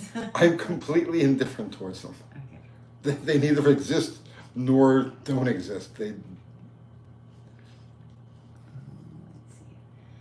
Tony, speaking of fuel and burn rates, have you personally had experience using toluene? Toluene as an additive? As an octane enhancer, and if so, what were the results? No, I myself have never played with it. There was toluene and a couple of other things that people messed with back in the day. No, I myself have never messed with it. Those were the days really before like good quality race gas was common. There's no real need for that anymore. Attorney Lee says not you, but in general, that there's hate. Oh. I don't know, man, because I'm not in that world, so I'm not really familiar with what's said about them. Let's see. Catman says, Tony, I grew up in the early 70s rolling smokes for my gramps. God bless him and you. Now I am Gramps. Yeah. I rolled. No, Danny Boy, did you? Okay. Willard says favorite Mopar wheel style. Steely. Is that your favorite? Yeah. Steely's are my favorite. Magnum 500s. 15. So the order would be Steely's, Magnum 500s, and Steely's would include top wheels. Then 15x7 rallies or road wheels, and then the 14-inch road wheels. Good evening, Boomer. Let's see. Xylene is another octane enhancer that people experiment with. Xylene was another one. But again, that was before you had commonly available, good race fuel. That was back in the days when people have to go to the airport and buy avgas. Now, it's a different situation. Let's see. Tony, can you throw a carby draw-through turbo setup on and boost reference sensor on a wiper washer motor to a nozzle before Venturi's tube and just send it? Keep spare motors. I don't know what I'm saying. I don't know what you said either. I think I had a stroke. Yeah, the answer is maybe. The answer is quite possible. Stop trying to give me a stroke. Yes. All right.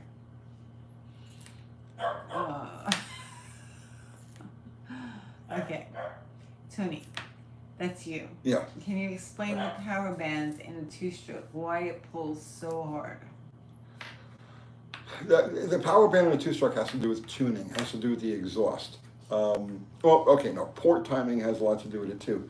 But until they started developing chambered exhausts, two-strokes never really were known for making a lot of power. And two-strokes always have two power peaks, which is what makes them interesting. But it has to do with chamber length, diameter. It has to do with the taper. There's a lot of science in two-stroke exhaust technology. And even the stinger, the little part that, the actual, where the exhaust exits, even that has something to do with it too. So that's what I know about tuning two-stroke exhausts.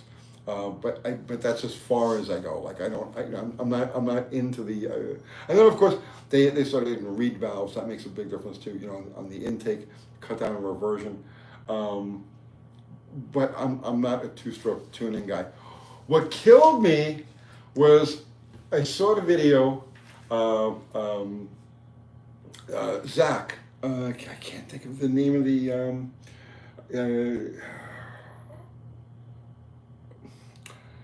Why can't I think of the name of this channel? Revzilla. Okay, Zach, who does great road tests. I love this guy. He did a 69 Kawasaki triple. Okay, and for his commute to work, my daily ride. I think that's the name of the series. So he rode and I got all excited. I was like, oh wow, the new bike guy is going to ride, a Kawasaki triple, and he's riding it, but he never actually got it into the happy fun zone. Because as I'm watching the thing, I'm watching the tack, and he'll get on a little bit, and you can see the thing responds, and he starts giggling, because it's like the way those engines start to send the power. It's addictive. It's really amazing. It's very, very unique. But then you're watching the tack. He never gets it into the party zone. So it's like he hits that first. You got to watch this. He hits all through the ride. He'll hit that first power wave, that first power peak, and then he lets off. if he had let the tack actually swing up into the red, he would have gotten the second power surge, which is that's the one. When those things wheelie, they go wheelie wheelie like that, right? And he's only getting to the wheelie part. So yeah, I was kind of disappointed. I wish he had really squeezed that thing and let it go. Mopo Man says, Tony, don't forget the slide mag rims. Well, he's talking about factory mags or factory wheels. He wasn't talking about aftermarket.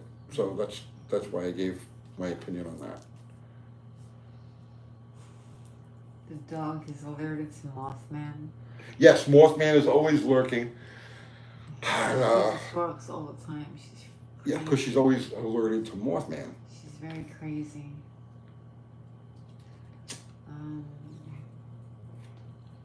Don't forget Dogman. I think Dogman is. We don't get Mothman down here. We get Dogman. There's no dog man. Yeah, tell that to Dogman.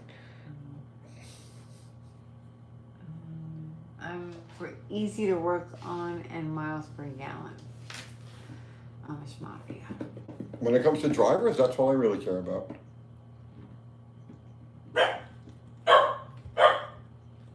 She's so crazy.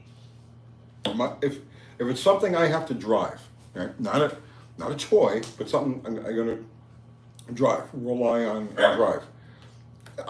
The performance is like the last thing I care about. Ease of serviceability is number one.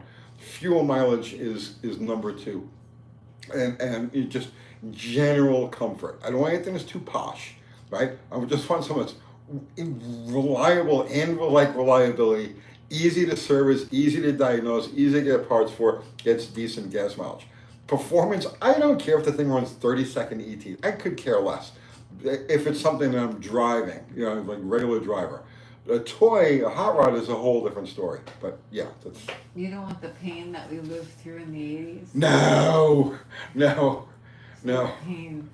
No. I have not desired a high performance driver. You know what I mean? Like a regular car in 40 years. I mean, it's so far down my list of priorities. Well, it's just nobody to race against. That's besides the point. It's just. Well, you used to drive around back then, and there was always somebody. Well, back then, yeah, you're race. always racing somebody somewhere, yeah. So there's no point in it now. There's no point in it. Excuse me. Plus, it hurts. Those cars hurt. Yes, they hurt. I'm probably the wrong guy to be doing this type of stuff because my priorities are not in line with. Because most people watching this, most people who watch the videos and stuff like that, they care about the performance of the car that they drive. Because they do.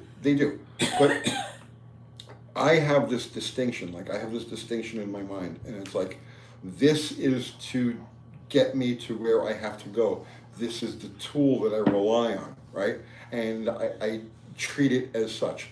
And then this is my toy. This is the thing I go and have fun with, and I only use it when I'm going to have fun. And never the two shall meet. They should always be two separate things. And because I have that, I have no aggravation. You know what I mean? It's like when the high performance toy breaks itself or whatever, it's like, just push it off to the side. We'll get to that. You know what I mean? So I eliminate all aggravation and anxiety and angst and expense by keeping those two things separate. We liked that anxiety back then. No, Always not really. Getting stuck. I remember driving the GTX to the mall and having to get underneath it and hit the starter just so I could get home. But that was a regular thing. You had to bang on the starter to go anywhere. Well, yeah. That was normal.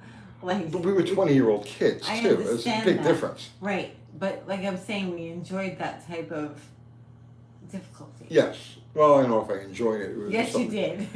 Say that you did, because be honest, you absolutely enjoyed that kind of difficulty.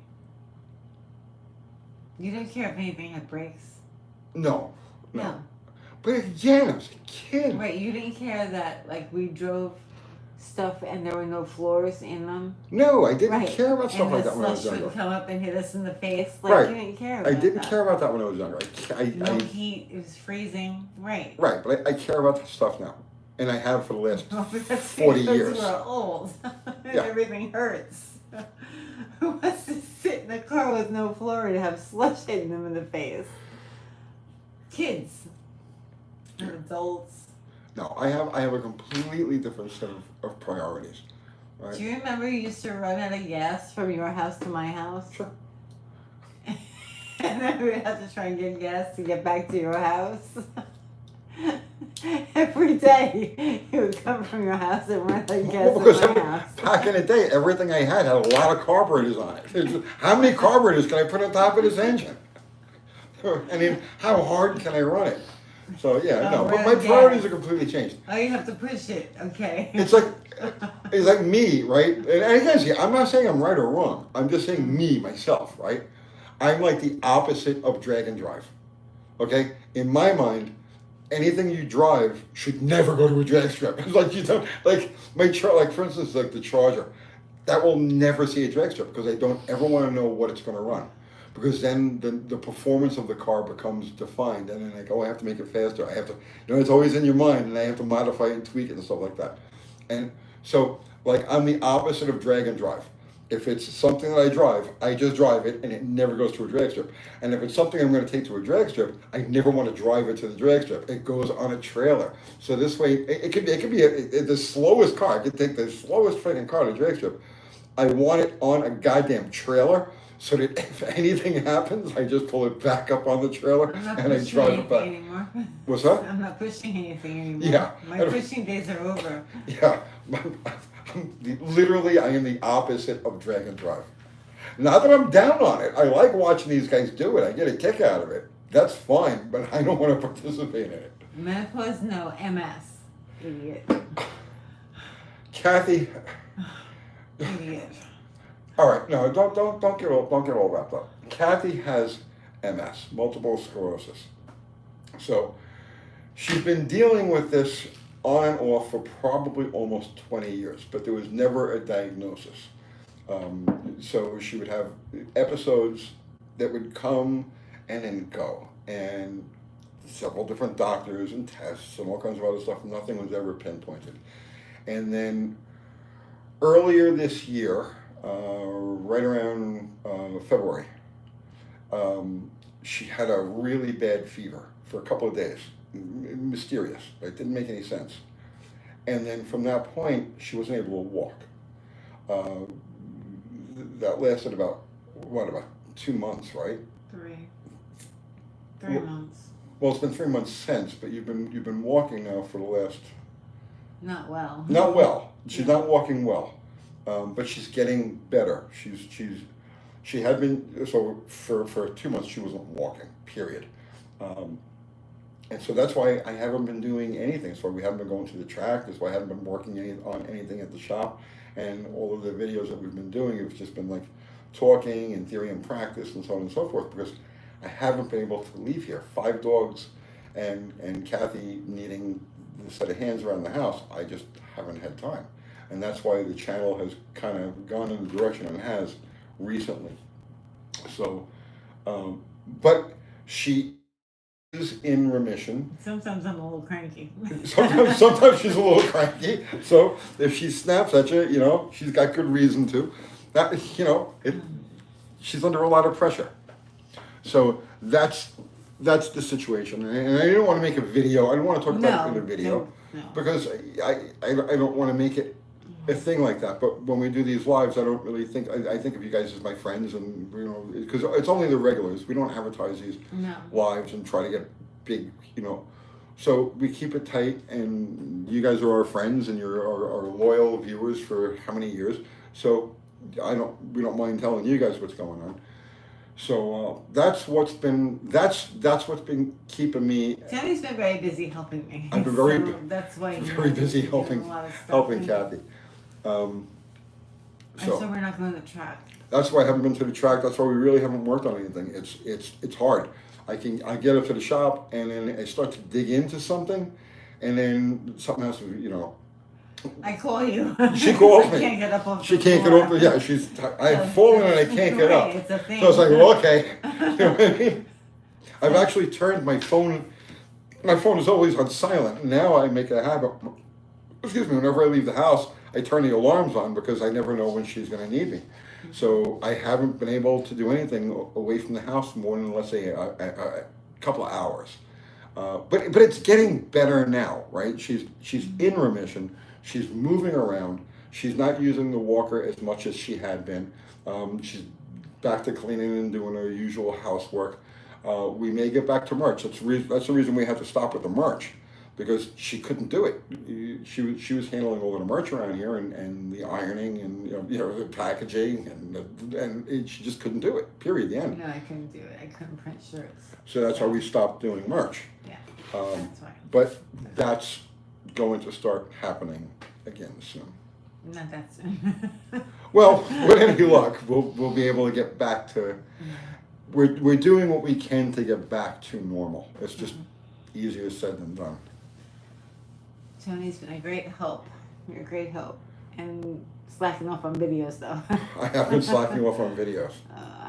Barrow's Garage sent a super chat. Thank you. He says, I know it's not asked, but this is something to show that we truly do care. Thank you so much for everything you do. You guys are truly the best. Thank you. Thank you. Thank you very much. We really much. appreciate it.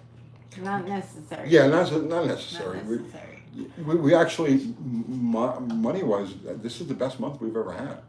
Don't ask me how it worked out that way. We get a lot of views on some of the videos. Yeah, we've been getting a lot of views on older videos, just stuff that we did 2, 3, 4, 5, 6 years ago, or for some reason YouTube has decided to help us along a little bit. So this is actually the best month we've ever had.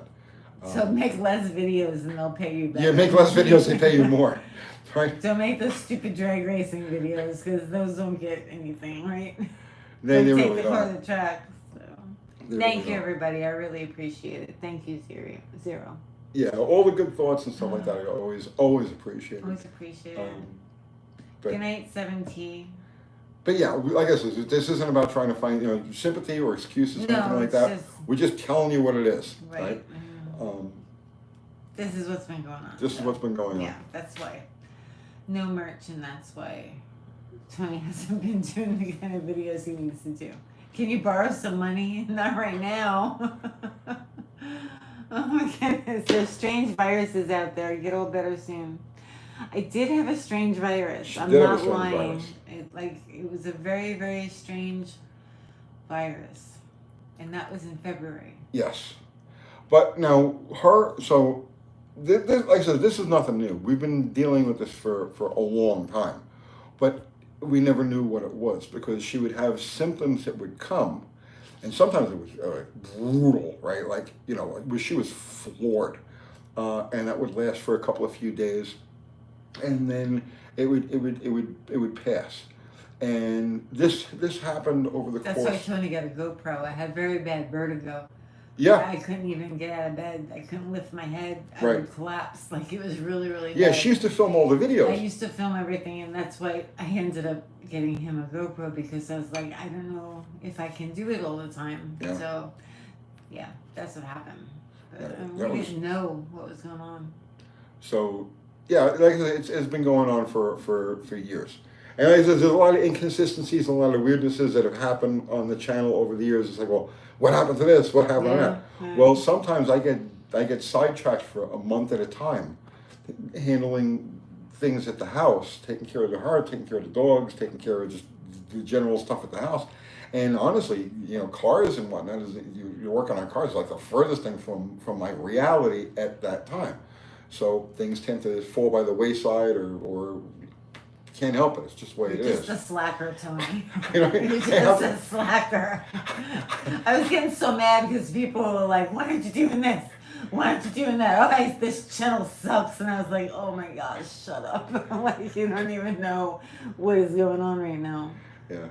Yeah, is there a diagnosis? Yeah, it's MS. That's Yeah, what I and have, she MS. finally, after how many different doctors, how many different situations, craziness, they finally came up with a diagnosis of MS, and it fits with everything. So for you guys, you may come across somebody who has this type of thing too. Because neurological issues and autoimmune diseases are all over the map. There's so many different reasons and so many different causes.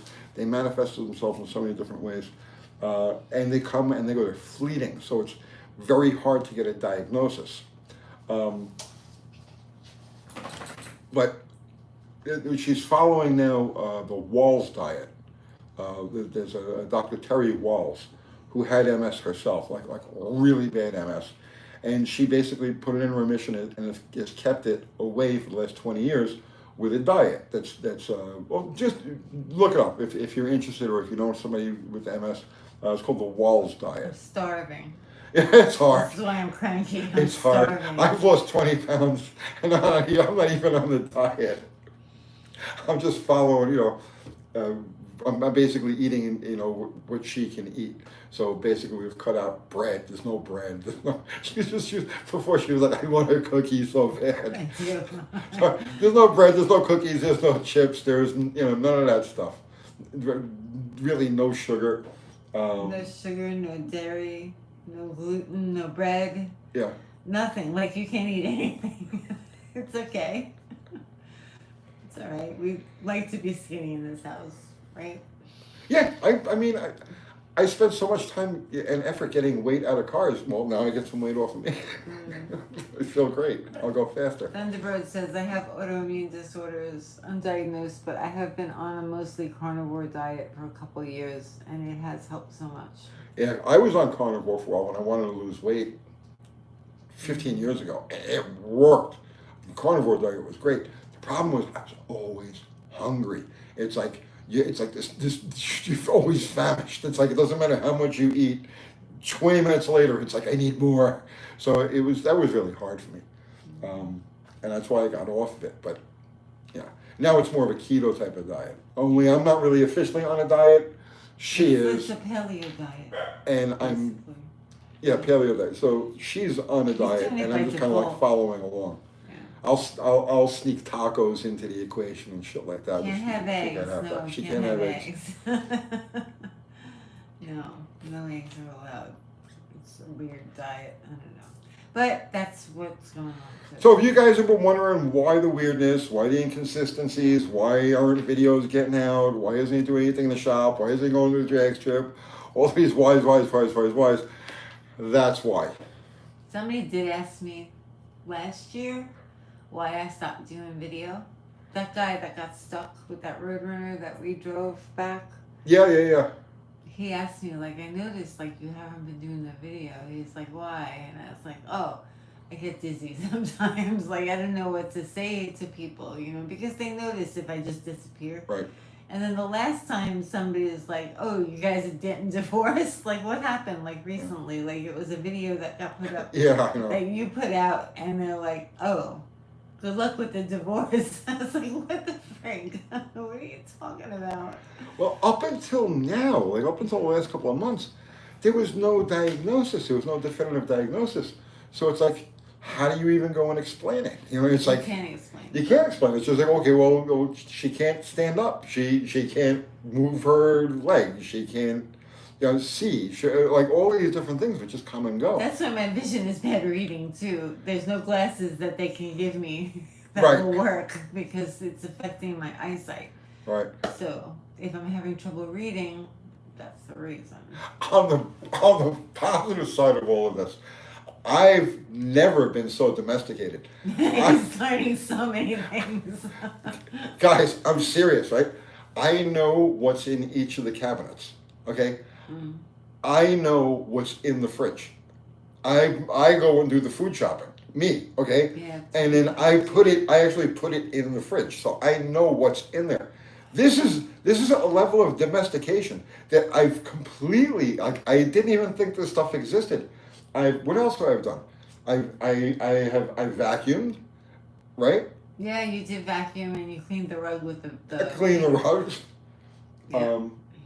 Yeah. You So did a good job. so it's like I'm actually You helped me yesterday with putting the dovette cover on the blanket. And Yes. you were like, I've never seen this before. It has buttons. I was like, yeah, it does. I had never seen anything like that before. What do I know? Okay. So yeah, on the flip side, I've become like a domestic god. It's like I'm all there. Boomer says he understands what you're going through. And did they diagnose it as RRMS or PPMS? RRMS. So we'll see. I don't know. I really don't know. Yeah, it's everything is still up in the air. She's gonna there's a medicine, there's a treatment that she's qualified for now, and she's gonna get that in what? Maybe next week. Maybe next week, maybe the week after, and it's something that she's gonna they're gonna try it. It's twice a year, and it's supposed to arrest the development of the MS, and hopefully she'll regain even more. Like I said, she's in remission. She's getting better a little at a time. Like there's good days and there's bad days, right? So it's like nothing ever goes in a straight line, right? You know, it's like any chart, you know, up and down, up, down, up, down, up. So she's in remission. She's getting better, and she's becoming more mobile, more consistent. She actually took the walker and jogged around the cul-de-sac here. I forced it. Yeah, I forced it because I was like, this is BS. Yeah, so it's like she's making progress. Things are good. So with Boomer this, has our MS as well since 2011. okay, No, it's not Lemtrada. It's Ocrevus. I hope that helped for you. Yeah, I'm making progress. Like I'm trying, but so just dealing. But Tony's gonna get back to the regular program soon. yes, Soon. I've been able to spend the last week or so. I've been able to spend more time at the shop. I'm actually piecing things together for builds that we've been considering and talking about. And we got Dr. Art now with the Midnight Speed Lab. He's all excited about getting stuff done. So there have been several engine builds that I've wanted to do for the last couple of years. But like every time I get involved in something, you know, life happens, it gets in the way.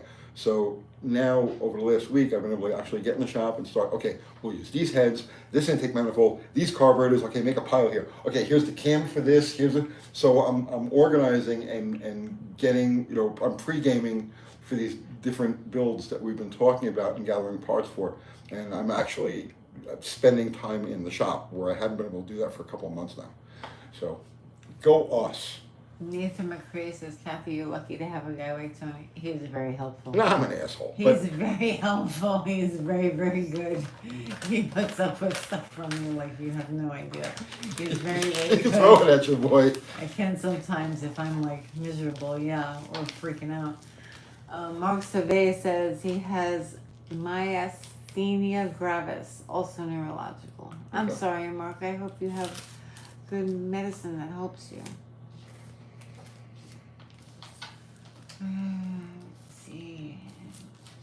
You're a bad sugar abuser, Danny boy. Don't eat the sugar. No sugar. Sugar will kill you, bro. I was a bad sugar abuser too. She was. I grew up on those huge pixie sticks. That's all I ate. Big pixie sticks. Everything that causes inflammation. So, And hot dogs. Yeah. mm, I ate a lot of crap. I have an audience of gearheads here. You do. So I can explain what goes on, okay? So Mark says meds to help. Yes. Cure no. Yeah, there's I know. I'm glad it's helping you. the electrical system in the body is exactly like the electrical system in a car, okay? So the nerves, they run together in bundles through like the spinal column, okay? And then they go to all different places. From the brain stem down through the spinal column, and then they branch out, okay? There's no difference between a nerve and a wire. They do exactly the same thing. The way a wire has rubber insulation around it to keep them from touching off, you know, shorting out, the nerves have a coating called myelin. Myelin. And it's like it's a fat-based insulator, for lack of a better word. Yeah, So- like a wiring harness, Oscar. Like a wiring harness. Yeah. So Wiring harness. one of the elements of multiple sclerosis and a lot of these neurological conditions is that it's called demyelation. So that myelin is removed from the nerves. Then you get inflammation. So inflammation, it's just what it says, inflammation. And it makes everything swell up. When things swell up, it forces the nerves together. So now if there's no insulation and the nerves are packaged tightly together as they run down the spine, now they start short-circuiting off of each other. And that's what gives the symptoms of MS. Electrical shocks in the feet and the legs and stuff like that, odd numbness. It's all because the demyelination and the inflammation are causing the nerves to short circuit off of each other. So the diet is supposed to do two things. The diet is supposed to reduce the inflammation, so everything isn't as jammed together. Everything isn't as jammed together. It gives the nerves a little bit of breathing room around each other, and then to cause remyelination, where the body starts to rebuild that insulation around each of the nerves. So that's the mechanics of how all of this works. Don't eat the sugar, Oscar. Yeah, don't eat the sugar. Highly inflammatory. Our whole diet, everything is freaking poison. Everything is poison. I do all of the grocery shopping, so I'm forever in the supermarket. And man, if the supermarket has 20 aisles, it's all shit. It's all poison. You could take all of the whole real foods that you're going to find in the supermarket and put it in one aisle. And the rest of it, the other 19 aisles, are poison, just pure freaking poison. But it's what we've all grown up on. It's what our society lives on. And it's why you see so many just unhealthy people. It was surrounded by unhealthy people, unhealthy kids. It's the shit that we eat. And it's probably the shit that we eat that caused her basic condition. It's a mixture of things. It's a mixture of things. It's but not just one thing. It certainly didn't help. Was it yeah, I got checked for Lyme disease. I don't have it. Not Lyme disease. No, I was hoping I had Lyme disease. Yeah, we have a friend of ours, Missy, that. who had exactly the same symptoms. And went through exactly the same thing, and hers turned out to be advanced Lyme disease. But no, it wasn't. No. I'm sorry for everybody else who has the same thing, because now I know what it's like. You can't imagine until you have it. It's been a trip. It's intense. It's Tony been a trip. is wonderful, though. Tony's wonderful. I've been incapacitated for periods of my life. Where for a month or 2 months I couldn't walk, or I was in a wheelchair, or I've been so I know what being immobile is like, and I know how frustrating that is. But I've always, when you're healing from something, you've always got in your mind, it's like, okay, well, I'm getting better. You know what I mean? It's just a matter of time before I'm out doing the same stupid shit that got me broke up to begin with. But when you've got a medical condition, you get that frustration of confinement, and then the question mark of, is this ever going to get better? And that's what she's been having to deal with. So I'm a little cranky. So she's a little cranky. Cranky I gotta tell you, she can be a little cranky. I can be cranky, yeah. All of a sudden. And of course, it gets really bad at the same exact time that we get a new puppy. Yeah, that was really bad. When we got Molly Jane, come here, Molly. When we got Molly Jane, Cassie was like tip-top shape, right? Everything had subsided and everything was going good. So we got Molly, and then... You asked me, you're like, how do you feel? I'm like, I feel great, and I did. Yeah. I felt really, really good. I was like, I feel great. I'm better than I've been in a long time. And that was true.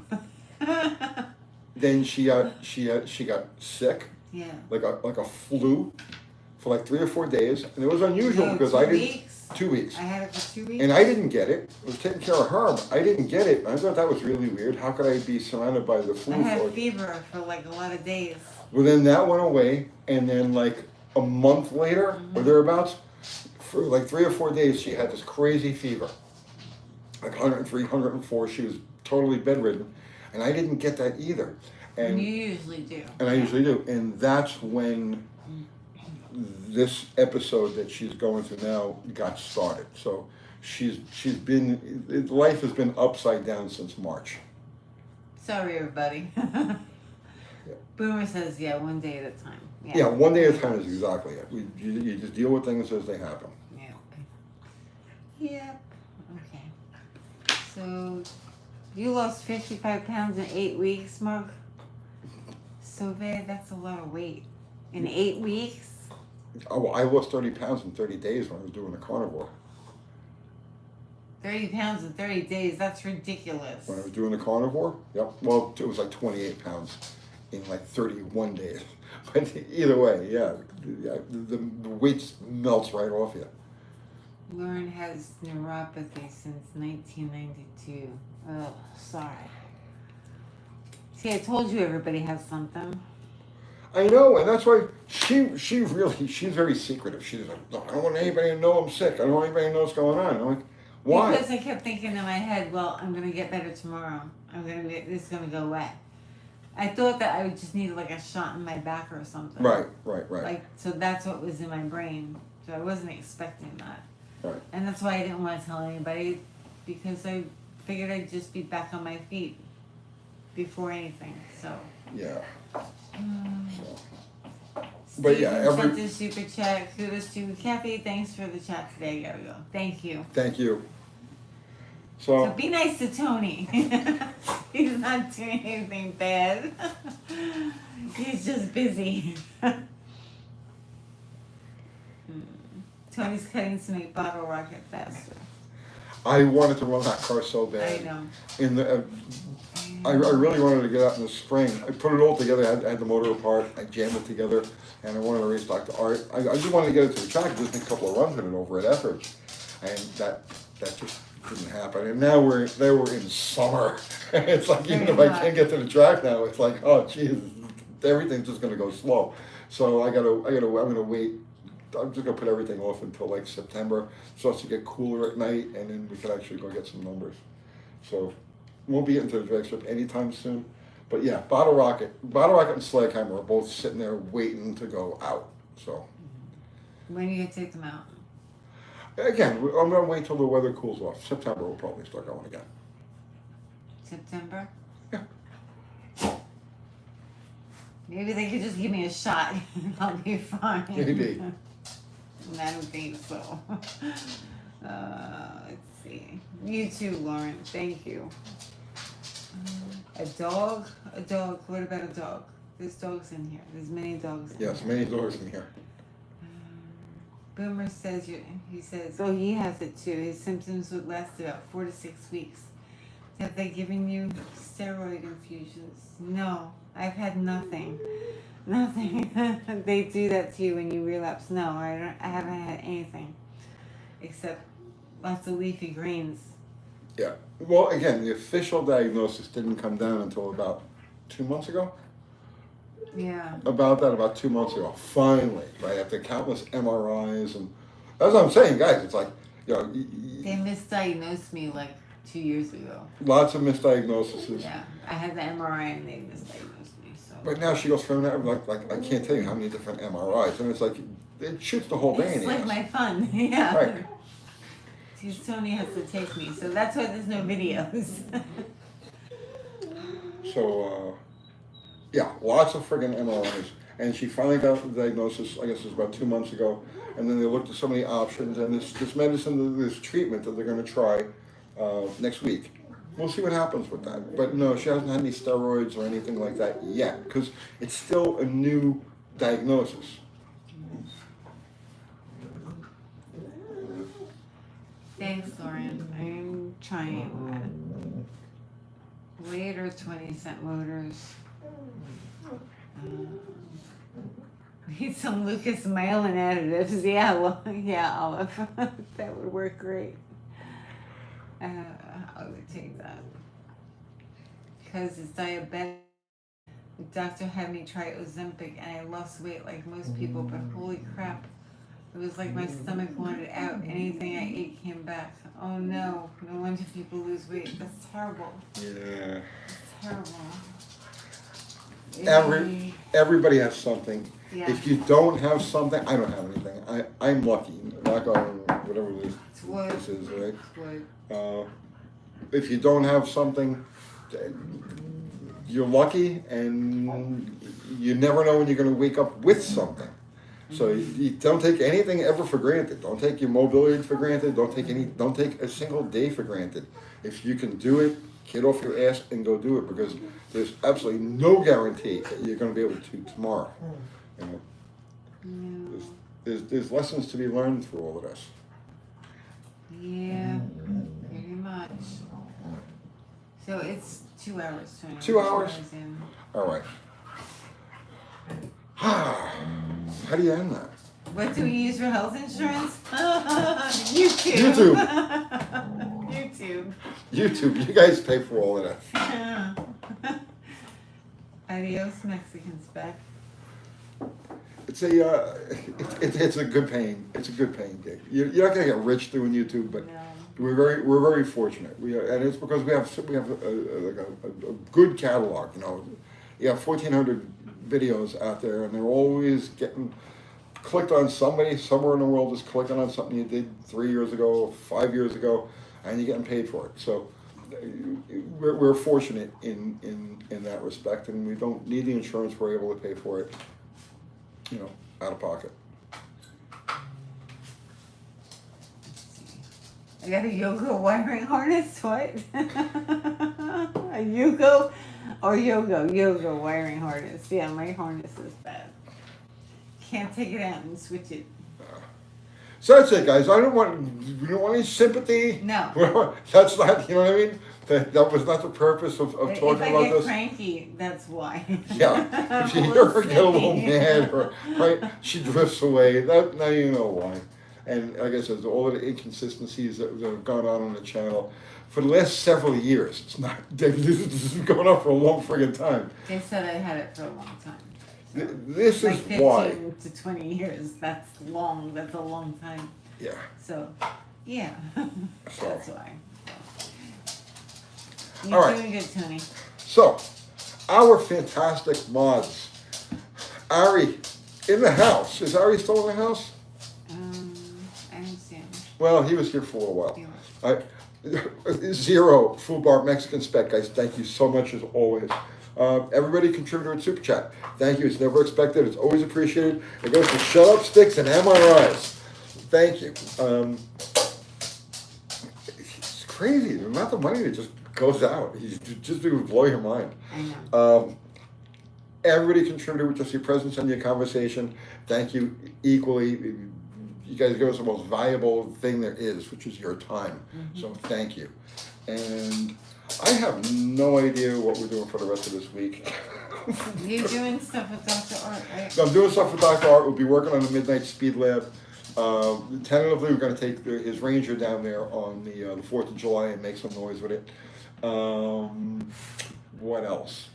I don't know. I got a couple of videos in mind, and that's it, right? That's it? That's it. Yeah. Say goodnight, Kathy. Good night, Kathy. See you tomorrow. Good night, everybody. Thanks.